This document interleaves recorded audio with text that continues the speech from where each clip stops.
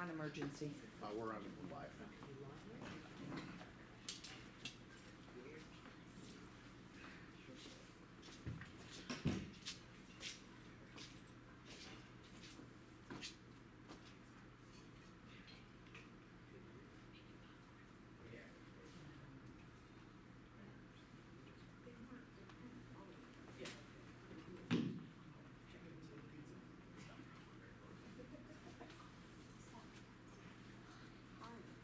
Are you here tonight? For the musical.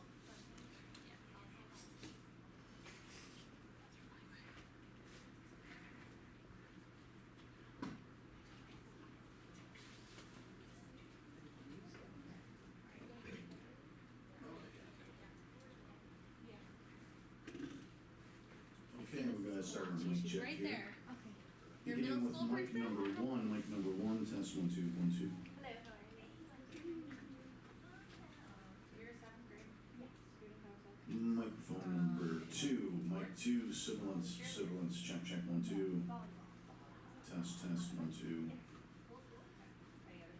Rock on with mic two, 1 2 3 4 5 6 7 8 9 10 11 12. Multiplications of 12. Let's try it. No, not really.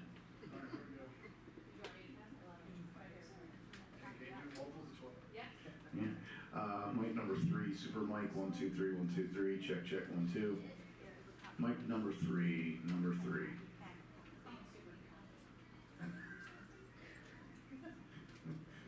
Mic number four.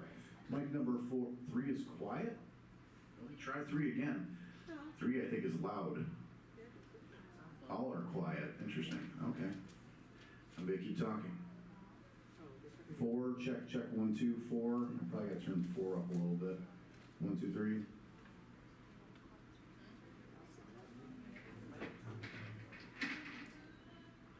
Is your speaker up? 1 2 3 1 2 3. Mic number 5. This is mic number 5. Check 1 2 1 2 1 2 3.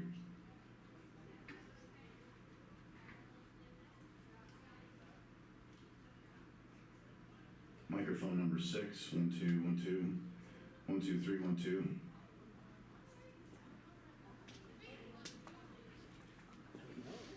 And the podium mic, 1 2 3 1 2 3. Podium mic. I don't know where it is, but let's find it. 1 2 test 1 2. Actually, it's I will look into the input in the program and see if that will help.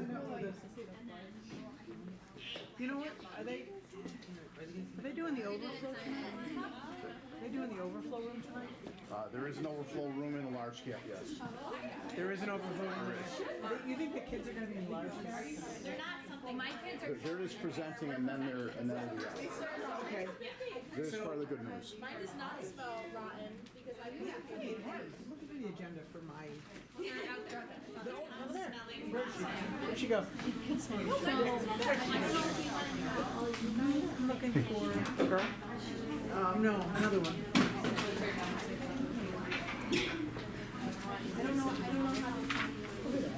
Okay, we're going to try this now and see if you can hear me better. I'm in the corner. Fair enough. I raised the input on the program, so hopefully you can hear me better.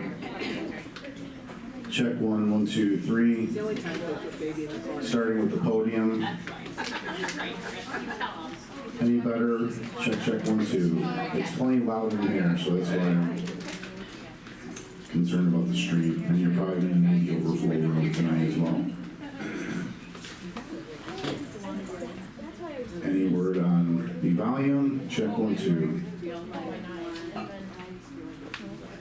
So any students who are speaking in here, make sure you're nice and close to the microphone, please.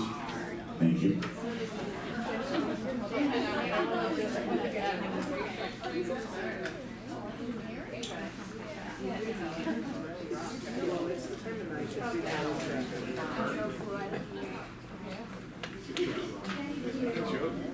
Ambient lighting is much more. Any better on the stream as far as volume level? Check 1 2.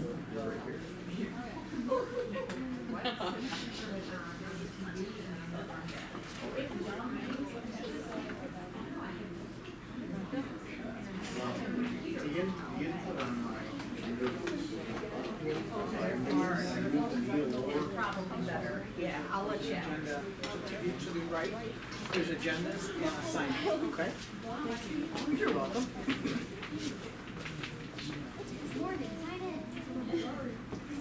Get that credit, girl.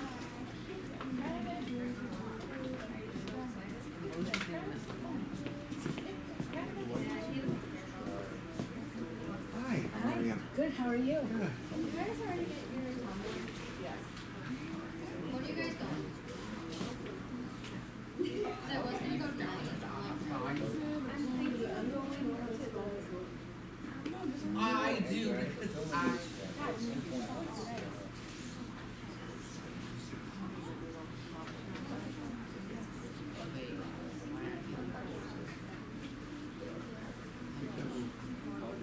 I think the one I had shown you. No, because I sent it in my email.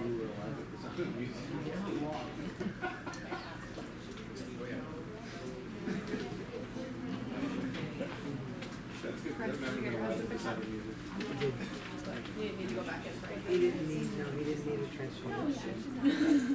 So I'm not. I went and found out. I was crazy enough to like drop off. I was like, I'm not letting you. I wouldn't have been able to do that. Girlfriend. No, yeah. This will be good. This will be Tired.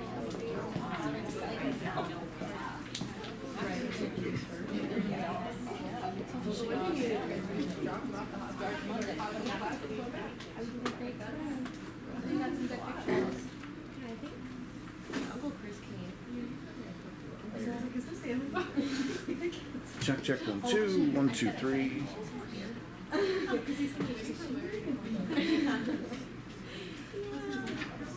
I'm waiting for Larry to finally. I was thinking, Take the picture. oh, just a number. Yeah. He's never brought it. 1, 2, 3, 1, 2, 3, check, check. Oh my god.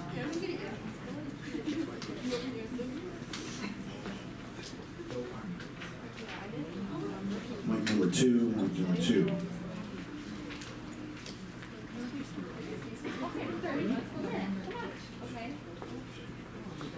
Mic 3, mic 3.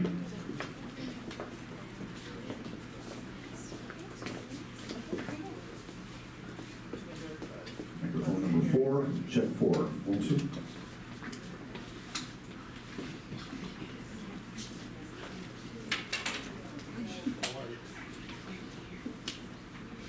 Mic 5, mic 5.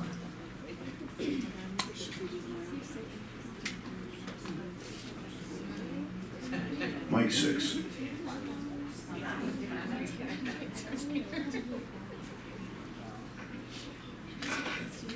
Podium, podium, podium.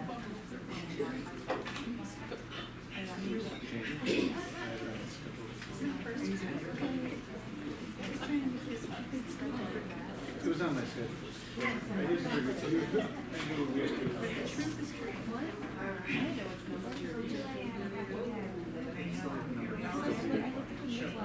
I could do it. Okay, so we're maxed out. We're okay.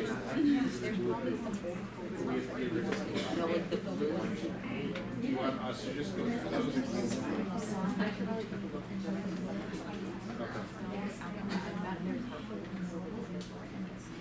Yeah, we're maxed out. I make summer work. Redo all about it.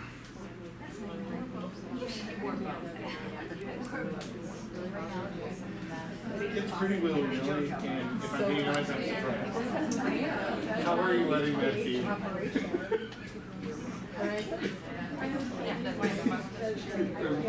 If it's being honest, every time I pick up, I'm like, this must be small potatoes. Well, I said to Lynn, I said, can I organize you? Like, if I started last night. Oh, no, we don't have that. I was like, yeah, I wish I would. That makes sense.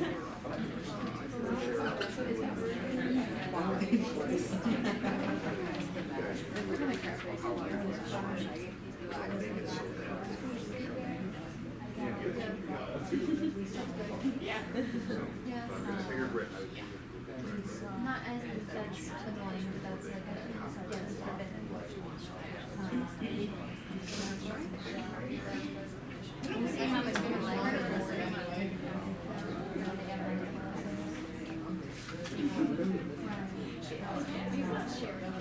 Well, it's not south again.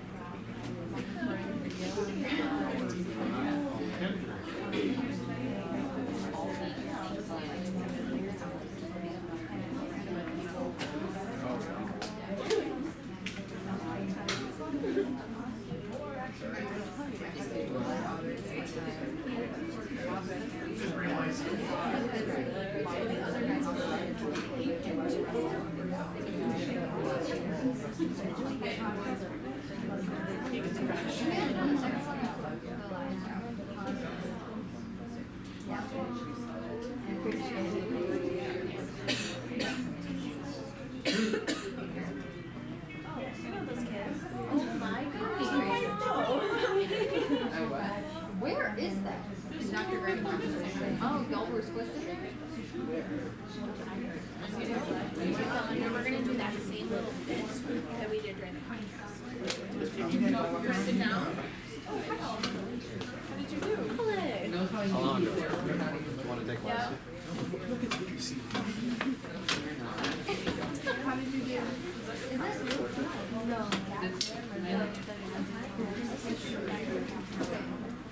But that is his name again. Maybe he has somebody else on.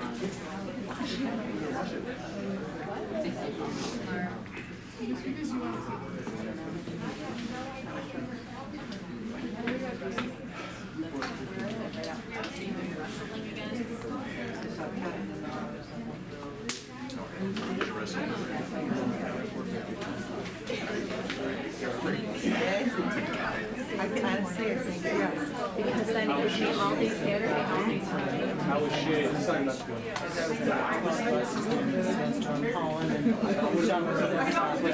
No problem. Just wanted to make sure you got your new one. I'll let you know. The hardest part, Mark, is I gotta get the screen from Josh, which is I'm like, I just, it doesn't, wait a week. Like, I really need it. I think it's so hard. It's hard, right? Yep.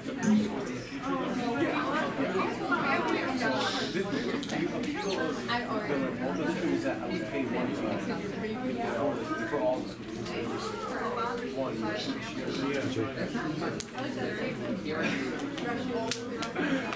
Yeah, I had no time to get my car.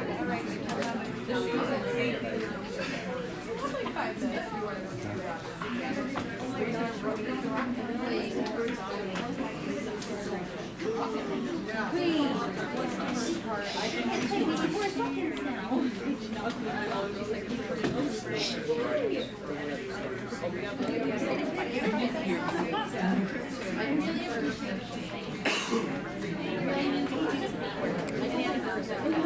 Don't. No, it's okay. It's okay. She never said it's okay. That's perfect. That's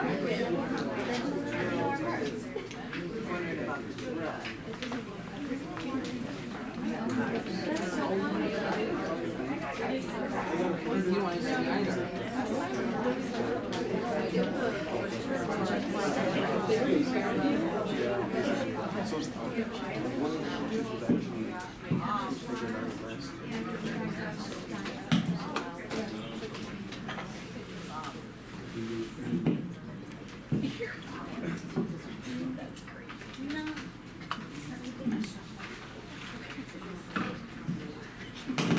Why did you cut it?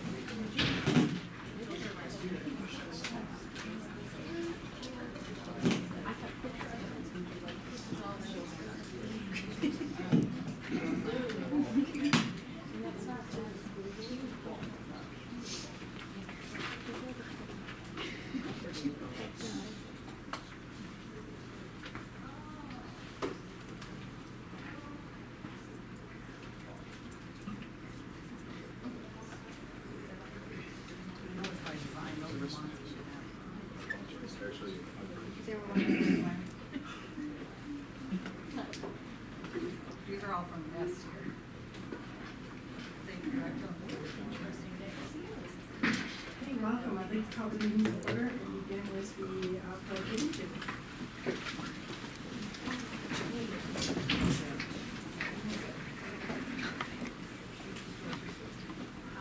pledge allegiance to the flag of the United States of America and to the republic for which it stands, one nation, under God, indivisible, with liberty and justice for all.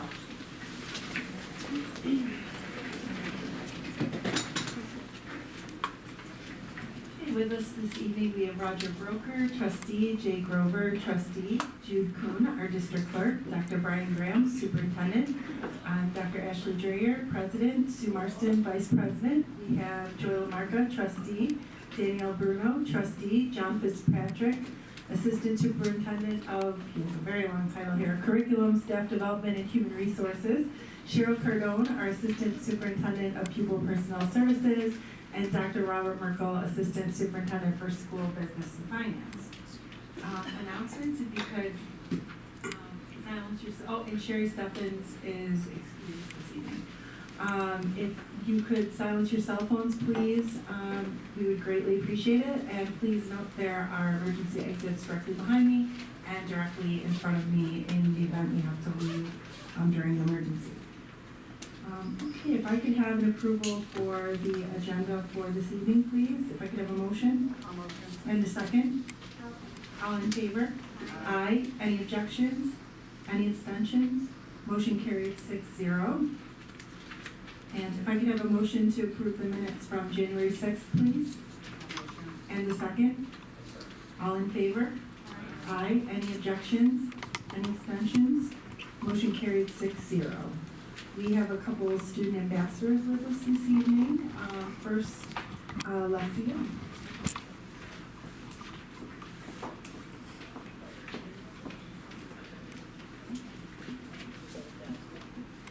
Good evening, Dr. Graham, Dr. Merkel, Ms. Cardone, Mr. Fitzpatrick, and members of the Board of Ed. Tonight I have here with me Lexi Young. Lexi is a 7th grader from BCMS. She's our multimedia specialist of our student council and a member of the modified girls volleyball team. She's here to just give you some updates about what's been going on at BCMS. Hello everyone, my name is Lexi Young and today I'll be talking about what is going on in the middle school and upcoming events. This month we will be having our sucker sale and a Valentine's Day volleyball tournament. The Student Council sucker sale takes place next week. Students can purchase a sucker for 50 cents or a ring pop for $1 to have sent to their friends on Valentine's Day. Suckers will be available for purchase outside of lunches Monday through Thursday, and suckers will be delivered to homerooms on Friday. The Valentine's Day volleyball tournament takes place Friday, February 14th, right before break. Students can sign up by forming a team of 6 and donating $3 each. Each team chooses a charity or cause to play for, and the money will go to the cause of the winning team. JV DECA students are going on field trips to visit local businesses and learn about what they do. Students are also working to make no-sew blankets for the homeless. Students will be staying after school for the next 2 days to help cut and tie these blankets that will then be donated to those in need. The yearbook is holding a contest for students to create the cover of this year's edition of the yearbook. Students have the opportunity to draw or create a cover on the computer that will have the chance to be featured on the front cover. Students will vote to determine the winner of this contest. Also, recently, a group of French students had the opportunity to spend a long weekend in Quebec. They had a fantastic time exploring the city and learning about the culture while practicing the French language. Thank you for your time. Thank you.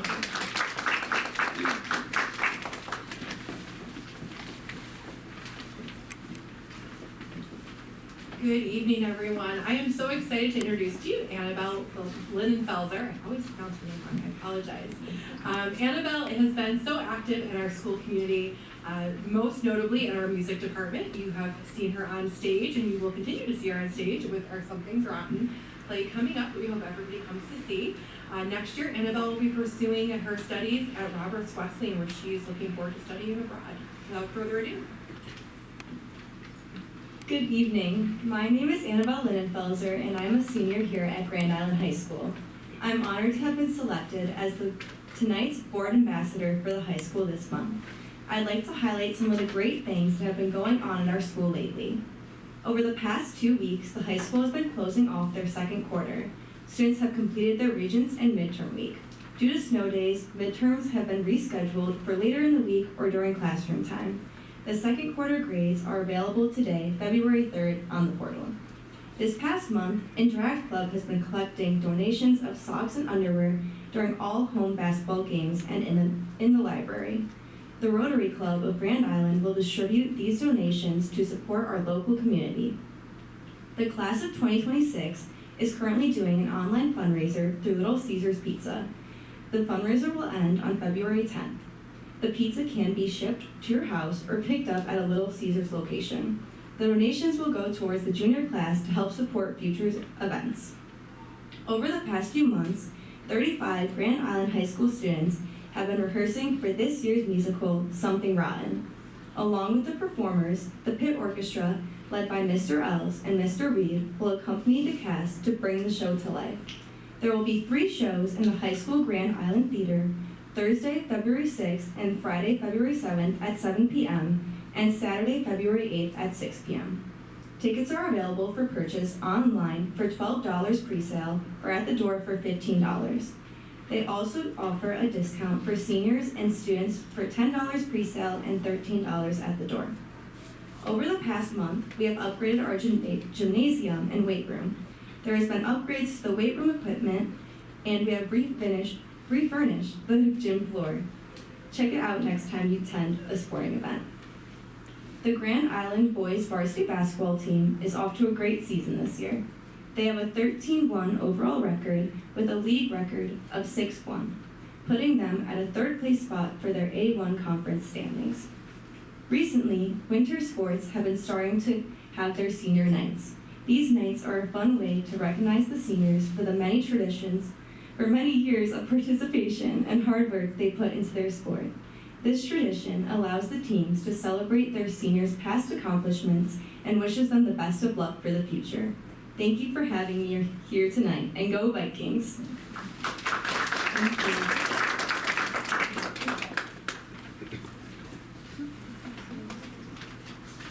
That brings us to the correspondence recognition and good news. Yes, we're very excited, Mrs. Boutte. Ms. Boutte, maybe you could help illustrate some of the wonderful work you and your entire team and our students are doing for Something Rotten. Wonderful. So Annabelle did a wonderful job of introducing our show. I am Ms. Boutte. I am the producer and the director. I have Mrs. Jennifer Mernitz at the end. She's our vocal director, but also does so many other things, as the kids all know, set design and helping with the prop list, and just the list goes on. And then we have from our middle school, we have Mrs. Jessica Tribby Rogers, who's our choreographer. The 3 of us are kind of known as the directors because we kind of have been working together as a team to kind of bring this together. You heard Annabelle talk about Matthew Els and John Reed, who've been doing the pit conducting and getting the pit ready for their part in the show. And then we also have Mr. Sean Sweet, who's helped to build the set, as well as Mr. Mark Gorton, who's been doing the technical stuff in the back, and then Mrs. Amelia Shinta, who is our lighting designer. So we're very lucky to have a robust amount of staff here at the high school who all are involved. We also have Mrs. Nanette Keller, who's one of our SRP members. She is one of our vocal assistants who helps out, and numerous parents and community members who've been involved in costume design and set design. So it really does take a team. We have 35 kids in the cast and about equal to that in the pit, I believe, between the 2. Tomorrow we are going to be performing for the high school students. So we're really excited to kind of showcase some of our numbers. And then we go up this weekend. So great, and I did not know this show, and I've been thoroughly enjoying sitting in the auditorium, watching rehearsals. I was there most of the entire production on Saturday. And if you guys didn't know, Dr. Graham is our #1 fan of the musical. Love the musical. He's very loyal to us. Could you or somebody on your team just give us a little overview of what is the show and what should we expect? You want to do it, Alejandro? And I'm gonna showcase this young man because he wrestles, he does the shows, he's multifaceted, and I actually went and found him at the wrestling match. I was like, you have to come tonight. But if you want to speak a little bit as your character, I kind of said it here. So if you need a little help or assistance. Well, the show was set in the 1590s, and the show follows two struggling playwrights, Nick and Nigel Bottom. They're brothers, and who are desperate to outshine the legendary William Shakespeare. And by the way, who plays Shakespeare? I do. Oh, yes. But when they seek the help of a so-called soothsayer, they stumble upon an idea so outrageous, so groundbreaking, it just might change theater forever. The result, the very first musical. Love it. It's very fun. It's a very fun journey. I think not knowing what the show was and sitting through it, I'm a big fan now. So I'd never seen it before. I think the community is going to love it. And there are really great catchy numbers, and the dancing's outstanding, right? So Ms. Boutte, is there something else? Any of the other? So we don't come empty-handed, and I make them do just about everything. So if you guys want to stand, in the center a little bit? You guys are going to entertain our board with just like Dr. Graham said, there's so many wonderful numbers in this production, and we really hope that the community does come out and support us. We know it's not a big blockbuster show, but it was a wonderful show on Broadway. Many of us saw it at Shays. It was just recently at Musical Fair, and our kids have really, I think some of them actually said this is one of their favorite ones that they've done. So they're going to be singing a little bit of Welcome to the Renaissance, which is our opening number. Does somebody want to take the lead and kind of conduct in? Yep. And so I guess so, yeah. Traditionally, you would perform for the board, but if the board's okay, if you want them to perform for the camera, we can do that. Okay. Go ahead, and then we'll get a group picture with the board. Does Mrs. Murnitz, do you want to lead them in? All right.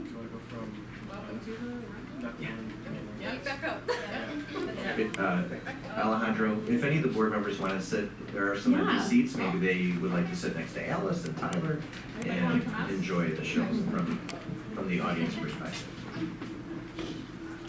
Got it. 1, 2, already go. Welcome to the Renaissance, not the one in Italy or in France, not the one in England, the one where William Shakespeare is cream of the crop, the one where William Shakespeare is the top. Welcome to the Renaissance, to the 16th century experience. In the age that's golden, the olden days are over, we bid them adieu. Well, hallelujah, welcome to the Renaissance, where everything is new. That's a little bit from our opening number. Thanks, guys. We really are very proud of our music department and our theater club as well. And so we really welcome everybody to come out this weekend. So great, and if the board can join the students, we'll get a quick picture. You're kind of sketching. How do you know?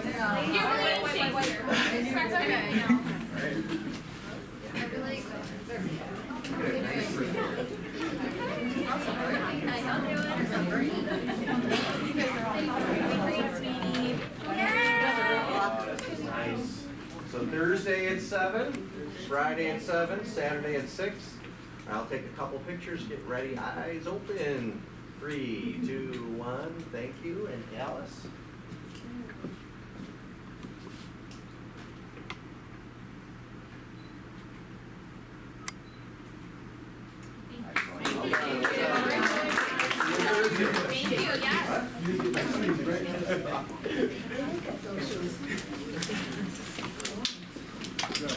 Thank you, yes.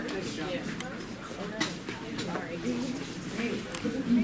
We did not have anyone sign up for public comment session, agenda items only, so that brings us to curriculum and instruction. So thank you very much. So thank you very much. I was just going to say for curriculum instruction, you can review the updates that we have for the month of January. Okay? Thank you. Okay, that brings us to personnel, instructional. If I could have a motion to approve PI 1 through PI 6, please. I'll motion. And a second? I'll second. All in favor? It's non-instructional, but it's me. Aye. Any objections? Any abstentions? Motion carried 6-0. And if I could have a motion to approve non-instructional PNI 1 and PNI 2, also with our non-instructional add-on. I'll motion. And a second? I'll second. All in favor? Aye. Any objections? Any abstentions? Motion carried 6-0. And Dr. Dreyer, I don't think we have any intros today from our admin. All right, thank you so much. Okay. All right, that brings us to the finance section with Dr. Merkel. Good evening, board members. How is everybody tonight? I have 2 action items, actually 3 action items, because I do have 1 walk-in. So we'll do those real quick, and then we'll get into our first look at the 25-26 budget. So item A is a donation, a generous donation from GISBA to support the Emerging Leaders Conference for the middle school students. Item B is budget transfers over $15,000. And then the walk-in item is a student data privacy consortium agreement. So as you guys are aware, Ed Law 2D requires that we have DPAs, data privacy agreements, with all of our software vendors. Traditionally, since this has come about in the last few years, every school district has had to get these data privacy agreements signed with every software vendor that they deal with that collects student information. So literally every school district was working with every data vendor to get these agreements signed. What they have come up with is, instead of every district having to get that agreement with every vendor, is that once the BOCES has an agreement with the vendor, the district can piggyback on that agreement, which basically allows that district to have the same protections under the agreement as if they had negotiated their own. Saves everybody, the vendors, the districts, a lot of time, and that's essentially what we're asking you to agree to tonight. In order for us to piggyback on other contracts through BOCES, the board does have to make action and approve a resolution in regards to that. Is there any questions, again, about items A, B, or my walk-in item? Yes, I have a question about the proposed resolution. Can you just elaborate as to the paragraph that states the DPAs are presented to school districts and/or BOCES for final execution and do not require the expenditure of funds beyond those budgeted? I just want better understanding of do not require the expenditure of funds beyond those budgeted. Absolutely, I'd be happy to answer that. So these data privacy agreements, there's no cost for the vendor or the district to do these agreements. So essentially what that's saying is, so even though we're still covered by the data privacy agreement in this shared piggybacking arrangement, the actual contract and the agreed terms of the contract, the financial part of it, does not change based on this agreement. So they're kind of 2 different things. One, each district will still have a contract with either the BOCES or the vendor for that for that software, whatever it may be, and then this agreement is separate from it, and what that means is that we won't be charged any more money for having this agreement in place. Does that make sense? Yes, thank you. Okay, absolutely. Okay, any other questions? Okay, if I could have a motion for A, B, and the resolution, please. I'll motion. And a second? All in favor? Aye. Any objections? Any abstentions? Motion carried 6-0. Thank you, everybody. So there's a couple informational items there for you, and we'll go to item G, which is the first draft budget presentation for the 25-26 budget year. It is good to do this presentation now, as I We're all good for that? Perfect. All right. So as the board knows and has approved our most recent strategic plan, we did make an adjustment, just a few words added to the mission statement. So you'll see that on the screen in front of you or on the handout that you have. We're still working to inspire each student to achieve their highest potential, but we've added by honoring their unique pathway and fostering academic excellence, supporting personal growth, and promoting social responsibility. As always, I think over the last, this is my 9th year, these have been the budget goals to sustain a long-term budget designed to provide the best diversified education program for all of our students, retain to the extent possible all community mandated student programs and activities, and as hard as we can to protect the fund balance. So we always have fund balance to help us with the future of all of our programming.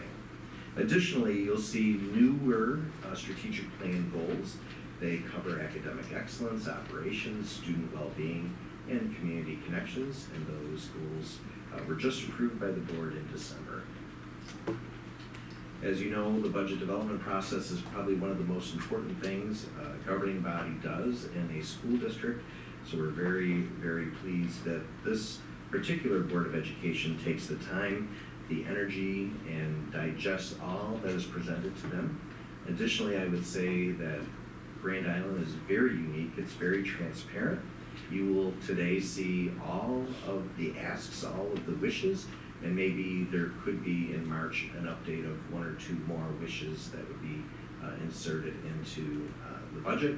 And the board has the entire transparent process to go through and say yes or no or find middle ground in all that is presented to them over the next few months. The process is outlined in this calendar, and we thank the board for your active participation. You'll see the next time we're together will be March 10th, where we'll get a second look at the budget, and then again on the 24th. And as you can see just down this schedule, it gets very busy over the next few months. Today, there's going to be a lot of information shared with you, so this agenda will be something that we'll be touching upon throughout this presentation. And I'd like to just ask Bob to give us a kind of a 30,000 foot overview of what is happening in Albany and how it impacts us here in Grand Island. Thank you, Brian. So before I get into that, just a couple quick notes on the budget overall. You know, as Brian said, you know, there'll likely be some changes as we go into March. I've met with most of the departments and buildings at this point. Couple just today, you know, the snow days threw a little loop in that and had to reschedule the meeting a couple times. Phil can attest to that, but you know, it's really great to get out there and talk to the department heads and the building heads and see what the needs are out there, and so those will all be reflected in here today. I've also been working with Rick Timms on you know, viewing our long-range financial plan, and you know, that's going to play into here as well as I've met with several insurance companies, and we're going to be doing quoting on a lot of those things as well, just to make sure that we're getting the best bang for our buck in every area of the budget that we can. Also, that will be included for March that there's not much about on this meeting is the retirement. So retirees do have until March 1st to notify, so by the time we get to the March meeting, we should have a much better idea of where those retirements will be. So we look forward to that in March, and we're still looking at UPK and other items for next year. So this will give us a first blush, but expect that there's probably going to be a couple additions and then a few changes before we see it again in March. So that being said, let's take a look. So essentially the summary from the governor, you know, she's put some money into education here, which was good to see. There was quite a big increase in foundation aid, 5.9%, $1.5 billion, which is good. As you're aware, they are looking at redoing that whole funding formula. They did that.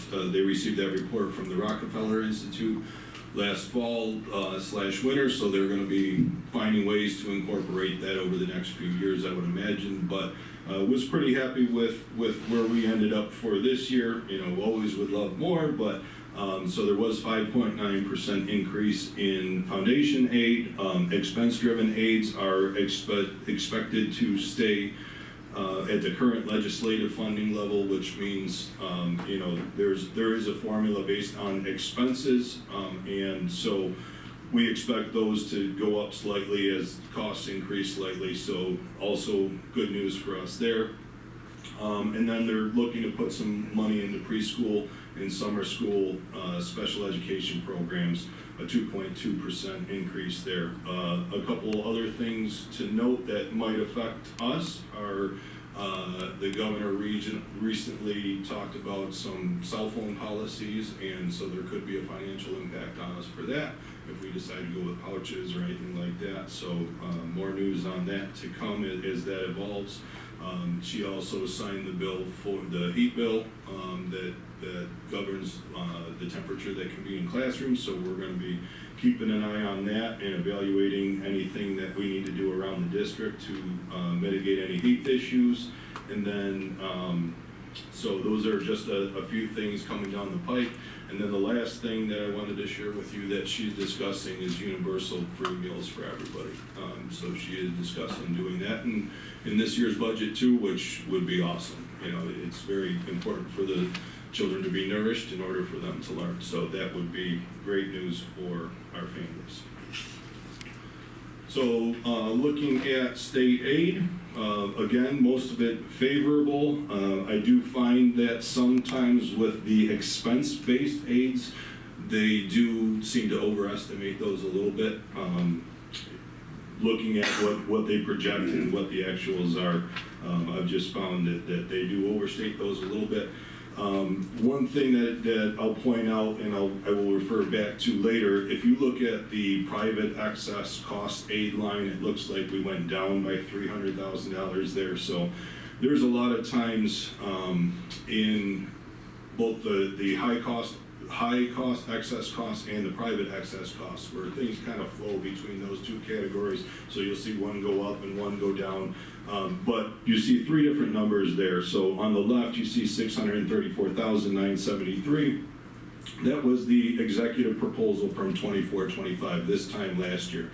So you really want to compare that number to what's in the third column at 696. Though that's a same point in time reference, both from January, one from 24, one from 25.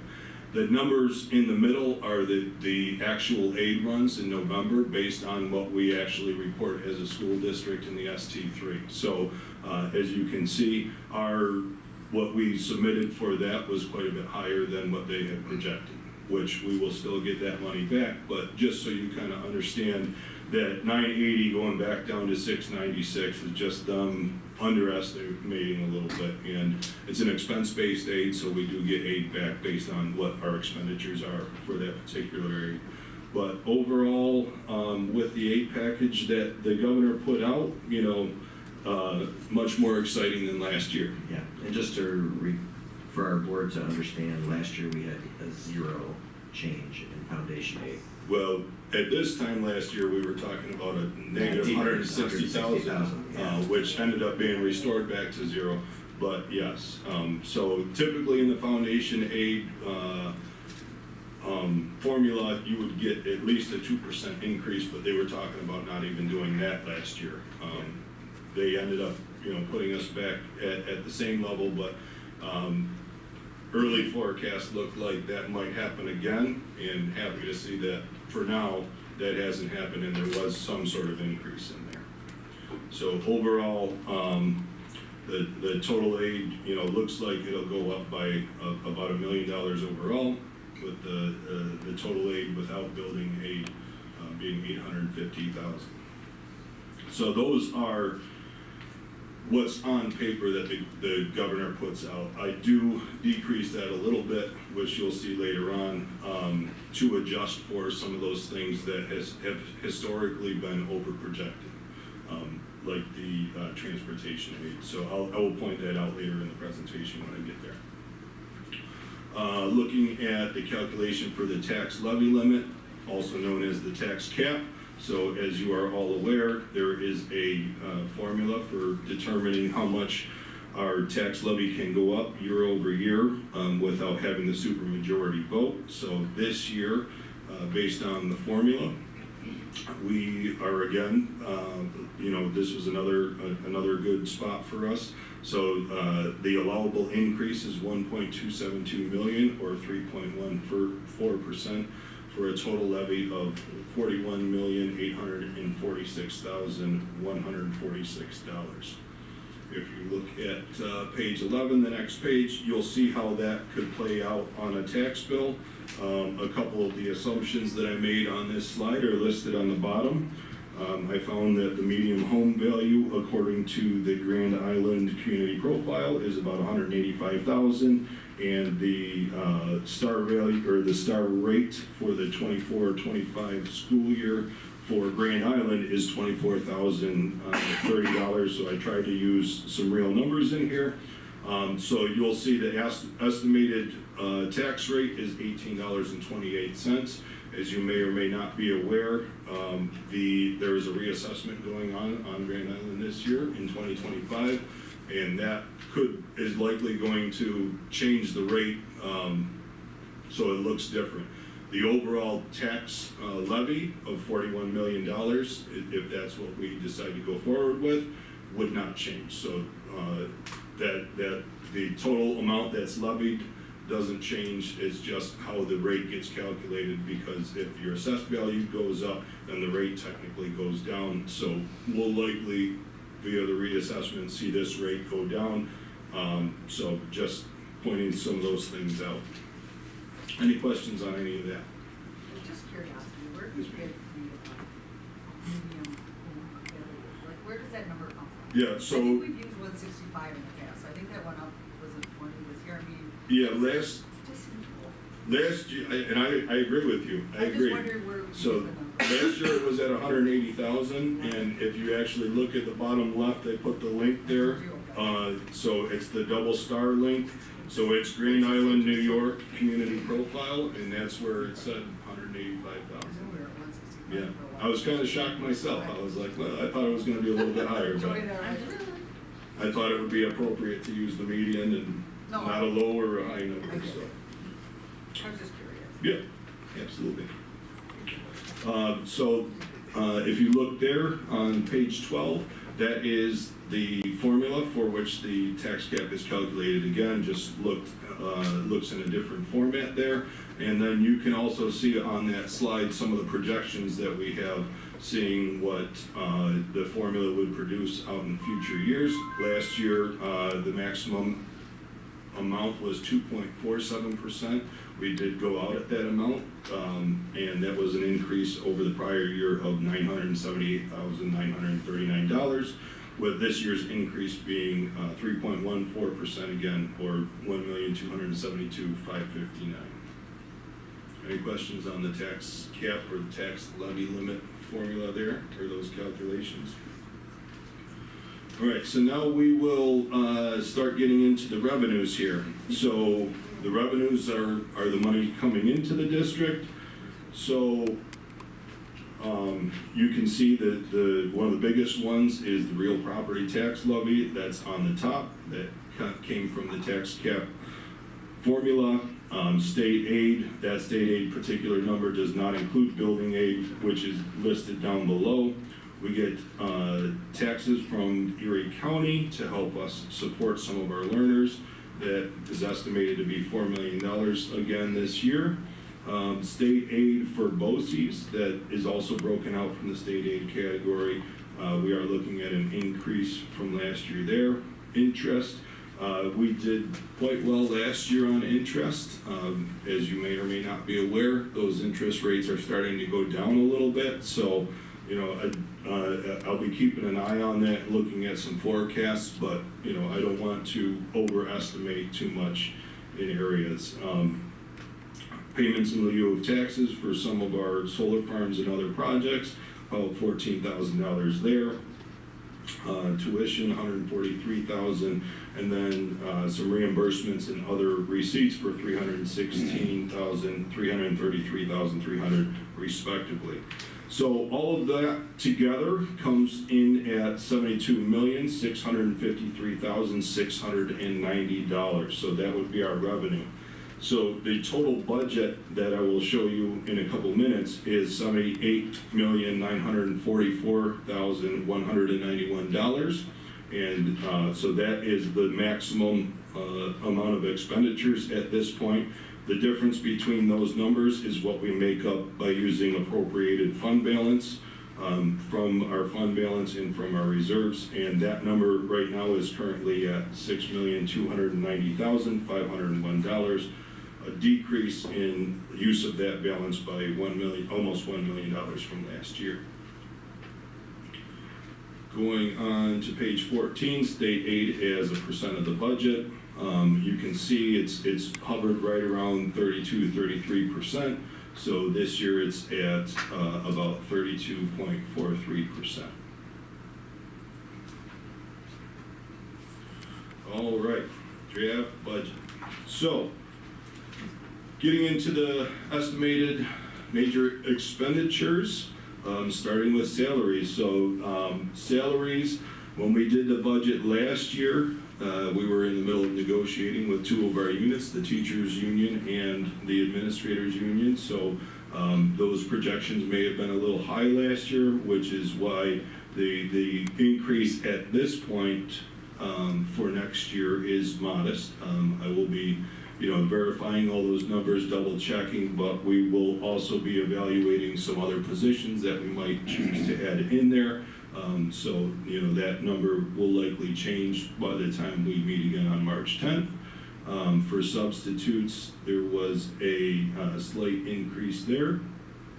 And then cash and credit payments for some of the classes that our GITA members take. I did do a $30,000 increase there. Those have gone up, and we have paid quite a few of those out over the last several years. The benefits, just a slight increase in the benefits there. Working very hard right now. We just saw some results from an RFP recently and presented that to some of our bargaining units, and looking forward to see where that might lead, but as of right now, looking at a modest increase in benefits for next year.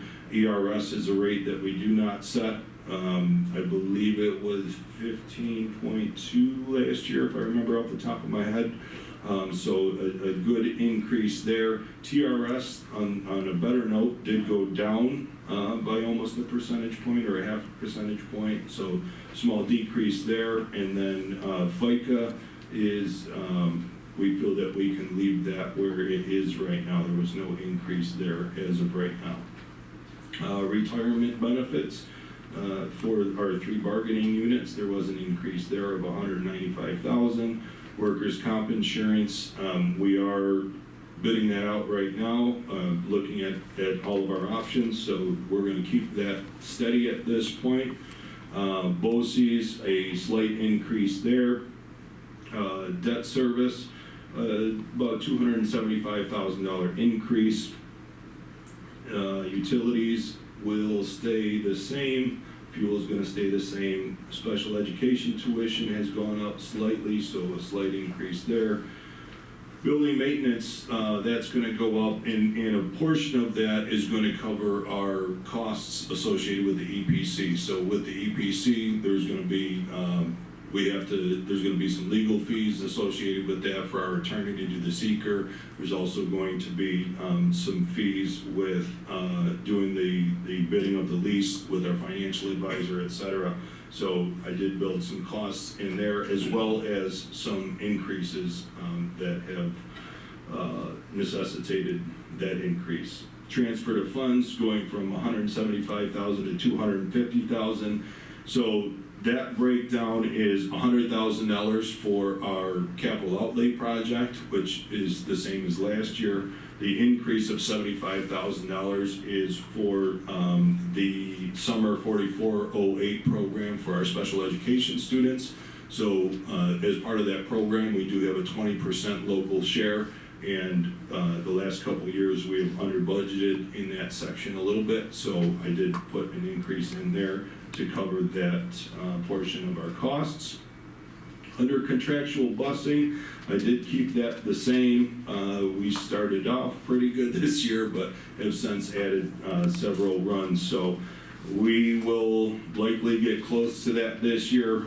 Still working with Teresa and doing recruiting. We do have some prospects, but we'll have more retirements this year. So, you know, still working very, very hard to try to get to the point where we don't need these expenditures anymore.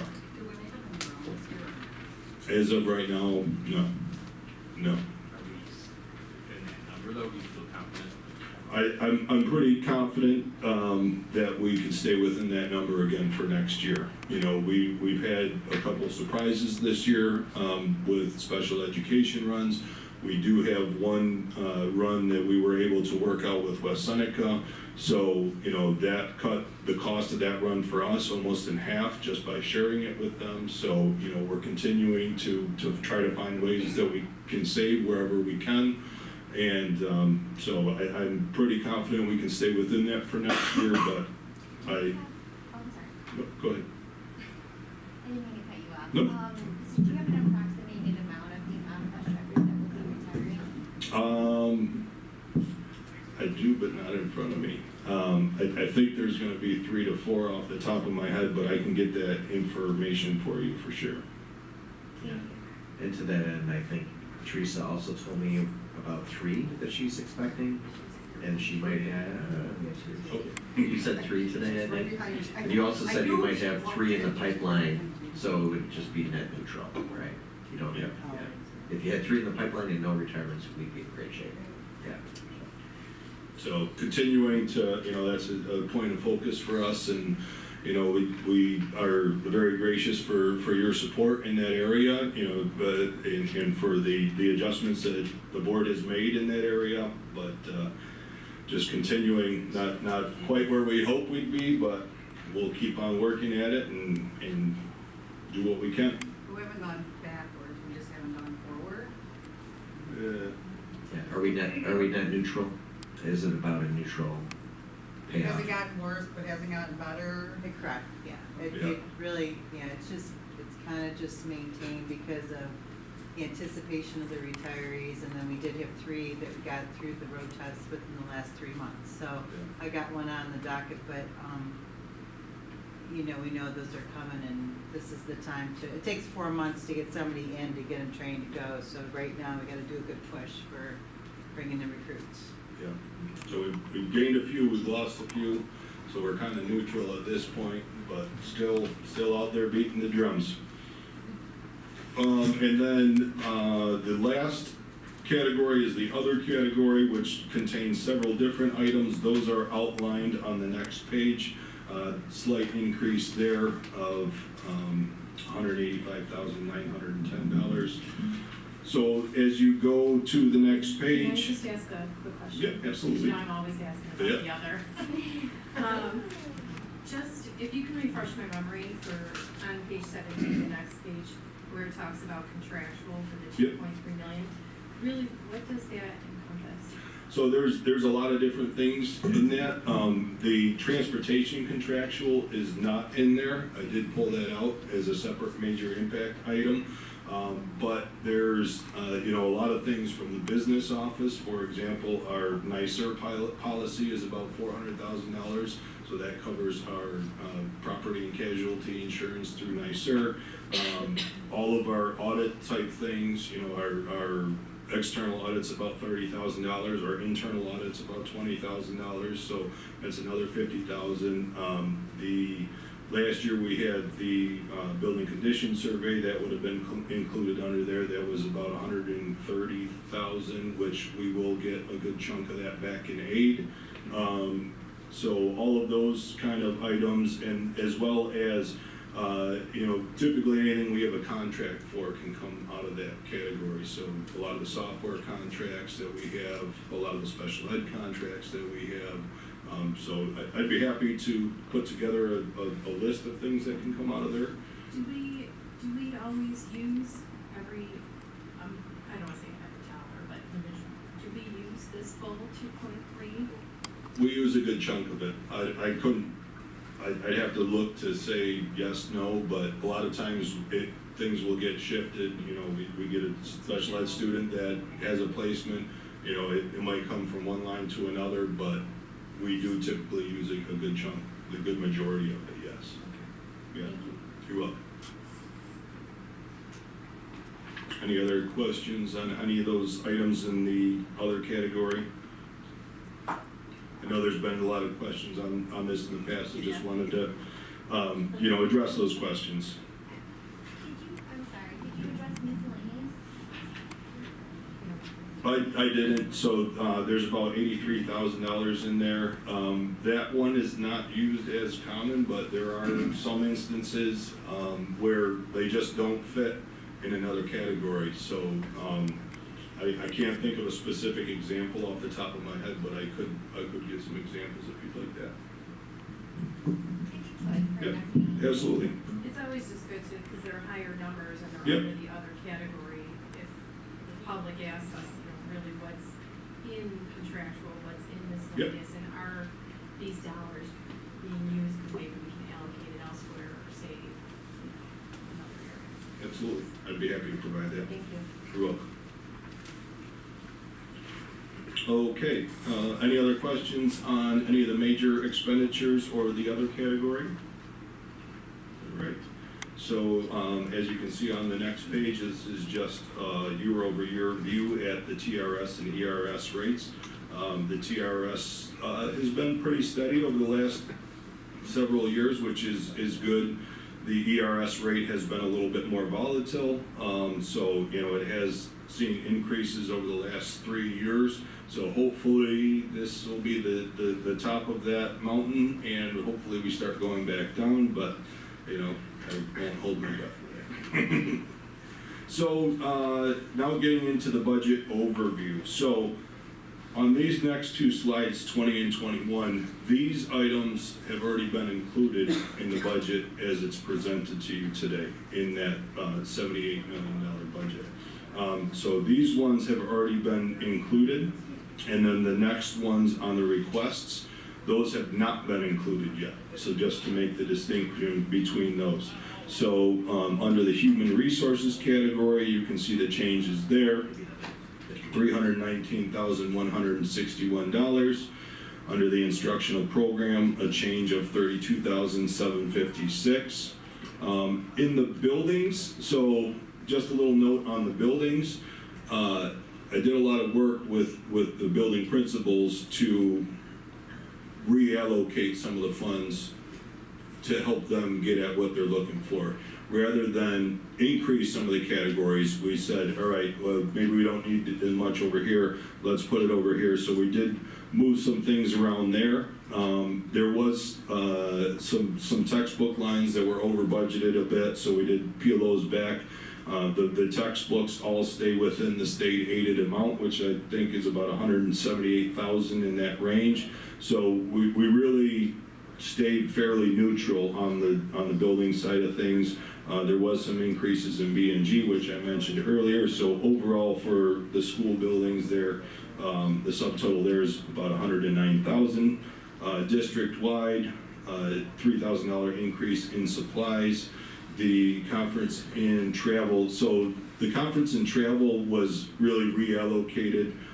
I talked to John, and one of his priorities is to provide some opportunities for some of the teachers to go to more conference programming. So instead of increasing a lot of those conference lines, what we did was we pulled the money back from the buildings back to district office, and any requests to go to conferences will go to John, and he'll be able to use that bigger pool of resources to get at sending teachers to conferences that align with our new strategic plan, et cetera.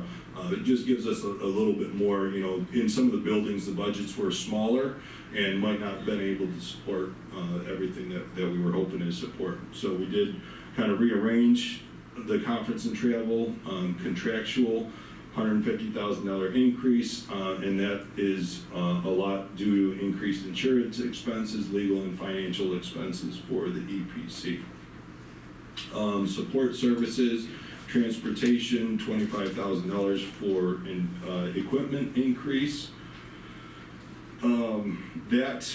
That could change there. That is what I built in for potential stop arm bus cameras. So we're going to be starting that pilot shortly. If we choose after that pilot not to move forward with that, this will come back out. And then we get into the debt service. So the debt service subtotal is $274,721. And then the $75,000 increase in a transfer to the special aid fund to cover the district portion of those summer programs. Gives us a total appropriations increase of $1,011,936.60. Revenue, changes in revenues. So state aid, earlier I talked about the $1 million increase. I removed, I think it was about $275,000 that I thought was overstated, that they overestimated for transportation there, and some other things. So the actual projection that I have for state aid is that we will receive an additional $736,241, as well as the tax levy limit increase of 1.272559. Gives us a total revenue increase of $2,008,800 for a total net increase of $996,863.40. So our expenses versus revenues is almost $1 million to the good, which is good news. But as I pointed out earlier, this year's budget, the current budget, 24-25. We had about over $7 million in appropriated fund balance. We still have $6 million plus in appropriated fund balance in this budget, which comes from our reserve funds and our fund balance. So enrollment. Oh, did you have questions? Yeah, I did. I'm sorry. I thought. I had to remember my question. That's okay. So the contractual under district ride for $150,000 on page 20, is it part of this contractual that we just talked about on page 17 with the $2.3 million? Because we talk about insurance expenses there also. Yes. Yes. So if you take a look at the total appropriations increase, that $1,011,936 is the same increases on page 16. So these increases are just, the point of 20 and 21 kind of shows you which buildings and departments where that money went to. It gives a little bit more global overview of where those changes occurred in the budget. So that 150 is part of that. Correct. Is what you're saying. Yeah. Okay, great. Thank you. You're welcome.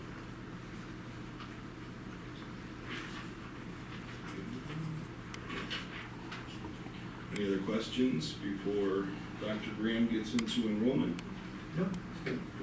All right, if any students that are here want to leave and get their sheet signed before we start the next section, come on up and get your sheet signed. Or you can stay for this exciting second half of the We understand how exciting it is. Yeah, you can come down and have sheet signed. How are you? You're welcome. Thank you for coming. My poor son Tyler, he gets to say, this is my son Tyler. He's here. He's joining us tonight. He is working on his citizenship in the community merit badge, so he needs to attend a public meeting, and he should be taking notes over there. So, yeah. So, well, it happened that it was convenient for my wife to drop him off tonight. So he is joining us, and happy to have him here. He is checking out your slides. I'm just Welcome to the most exciting day of the Did you year. my copy?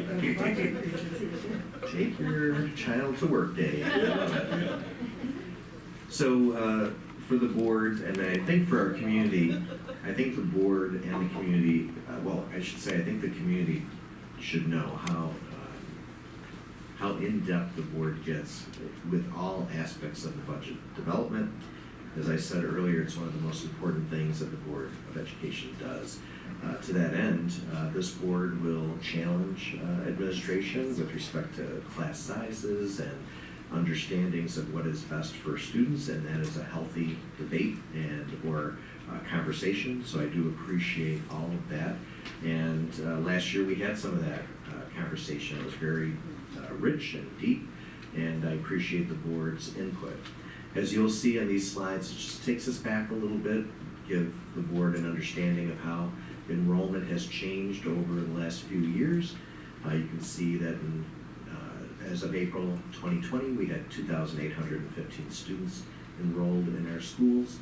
And then in the 2020-2021 school year, it was 2,742, slight decrease. And then moving forward the next year, the 21-22 school year, 2,816. And then 22-23, 2,787. The past year, we saw that hover around 2,754. This year, we're at 2,786. And this chart right here shows over time the changes by building.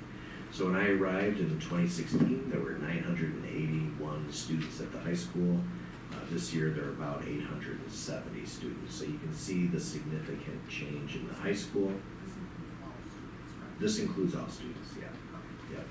The middle school, when I arrived, 700. Right now, our middle school is at about 615. Youth, 430 in 2016. Actually, an increase right now at 475. Kegamine, 2016, 410, now at 421. Sidway has fluctuated 373, 379, 394, 400, 438. That was a pretty big year. 430, 401, and then 405. So when you look at this, there's a lot of questions I'm sure the community or the board has. I think just overall families are smaller in size. I grew up with 4 brothers. My wife grew up with 4 sisters. Large families are still happening, but we're also seeing a trend with children, either 1 or 2 in the family. So as this board looks at Grand Island in its totality, when there are thoughts of developers wanting to build more resident projects, that doesn't necessarily mean 5 kids will be coming into all of those houses, right? It really might mean only 1 or 2. So it is good, in my opinion, when people want to develop on Grand Island and add families. It's a beautiful community, and we totally support enrollment going back up to 2,800 or a little bit bigger than that. So that gives you a little bit of an overview. This just adds projected numbers. So it's the same chart with 1 more row. You'll see that the high school has about 870. We're thinking it's going to be about the same, between 860, 870 again. And then I think you'll see it start to move up after that, back to the 900s. The middle school, we do think there'll be about 15 more students than there were last year. A slight decrease at Huth, a little increase at Kegamine, and then a slight decrease at Sidway. And I think that's really important to see that, and we'll show you where we're seeing those numbers. So overall, over the past 9 years, you'll see this chart, shows the changes, right? And this is the district in its entirety, and the projected bar graph, still slightly above 2,750, but not at 2,800 or higher at this time. You'll see the same at the high school, from 980 to the projected 860. Okay. And then again, this is just a visual representation of what I just showed for the middle school, and then for combining Youth and Kegamine, you'll see this trend, which is good for the district, this trend upward, combining both Youth and Kegamine with a slight drop a little bit. And then Sidway is just a little bit harder to predict, right? You have lower numbers, higher numbers, and then kind of, if you were to draw a line, you'll see it just slightly going down a little bit. Nothing too dramatic. So this chart, as the board knows, represents elementary class size ratios. These three columns where my mouse is represent Sidway, then Youth is in the middle, and Kegabyte is near the last three columns. Updated for this school year, our current number of kids that are not in specialized classes. So when we look at this total, there are 178 children in 9 kindergarten classrooms with a class size of about 20. There are other children in self-contained classes that are not shown in this number, and that's true for first grade as well. So you'll see that this year we have 20 classroom teachers, not self-contained, not special education teachers in special classes. These are just our general classes. There may be children with special needs in these classes, but they're not self-contained. You'll see that overall our average class size is at 19.2 with 20 teachers attributed to the 385 kids. So that's how you read that. These lines represent 2nd, 3rd, 4th, and 5th grade for both Youth and Kegabyte. So you're seeing our current number of students enrolled, the teachers attributed to them, and the class sizes. One of the things that you'll see are 21 teachers here, 20 teachers here, and 18 for Kegabyte. You're going to see in projected numbers this number to go down, this number to go down, and this number to go up. And what you'll also see is, and which I think is very important for our board, to always remember that Kegabyte is a Title I school that represents significantly more children that come from poverty. And what we really want to ideally see is that the average class size ratio is slightly lower than at Youth, and I wouldn't say necessarily slightly lower than Sidway, but you do want to see a little bit more resources applied to Kegabyte because of the Title I school. We have talked about that a lot. So as we move forward, you'll see without self-contained, that just breaks it down, which we just looked at. And this represents all of the students K to 5, and then all of the students K to 6. So this board has been excellent at supporting small class sizes throughout the district. Are there any questions so far? So as we move forward, you know that we look very carefully at it's called live birth data, and those births from 5 years ago attributed to Grand Island now. So as we look at this chart, we're seeing that perhaps in the year 2020, there were 175 births attributed to our island. And so we can use that number as a predictor, and we multiply a little, there's a multiplier to this. So instead of saying, hey, we only think there'll be 175 kindergarten enrolled, we add a multiplier to make that a little bit bigger, and the number that we're attributing to this number would be about 192. Any questions about that? I do want to point out this is a very interesting number right here, right? So when we're sitting together a year from now, this number will probably still be 162 5 years ago in the future, right? And that number, we probably will not be predicting 192 kids coming to that kindergarten class in 2026, right? We'll be looking at a smaller number. Does that make sense? Okay. If I could just add on to that. So that multiplier that Brian speaks of is, in Forecast 5, they compare the live birth data to how many kids actually enroll in kindergarten for any given year. So that's where that multiplier comes from. For us, I think it's right, around 1.1, something like that typically, meaning that usually we get a few more kids that enroll in kindergarten than we're actually had for live birth. So just to elaborate on what that multiplier is a little bit. Yeah, but that's well stated. That number for next year is most certainly concerning. So you've already seen this chart. It's just duplicated again just to make a point that when you see that there are 20 teachers in kindergarten and first grade at Sidway, and 21 at Youth and 18, the projected number numbers, looking ahead to next year, we're looking at going from 20 to 19, from 21 to 20, and then from 18 to 20. So moving a teacher more than likely out of Sidway, moving a teacher more than likely out of youth to provide an equitable class size ratio at Kegamine. So you'll see that this says 20.6, which is really 21. This says 21.7, which is really 22. And this still, with the decrease of one teacher, predicted at the whole building at class size of 19.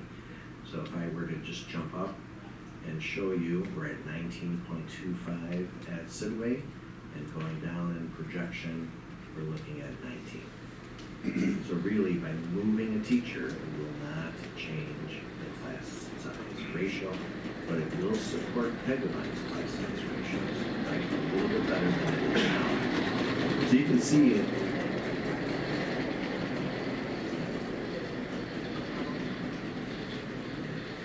So you'll see, right, by grade, kindergarten projected at 18.5, which is really 19. First grade, 19.7, which is really 20. Then second grade, 21.8, which is really 22. And then at Kegamine, 20, right? So these classes might be 22, whereas at Kegamine it might be at 20 for second grade, right? And then third grade, class size ratios of 22.5, which is really 23.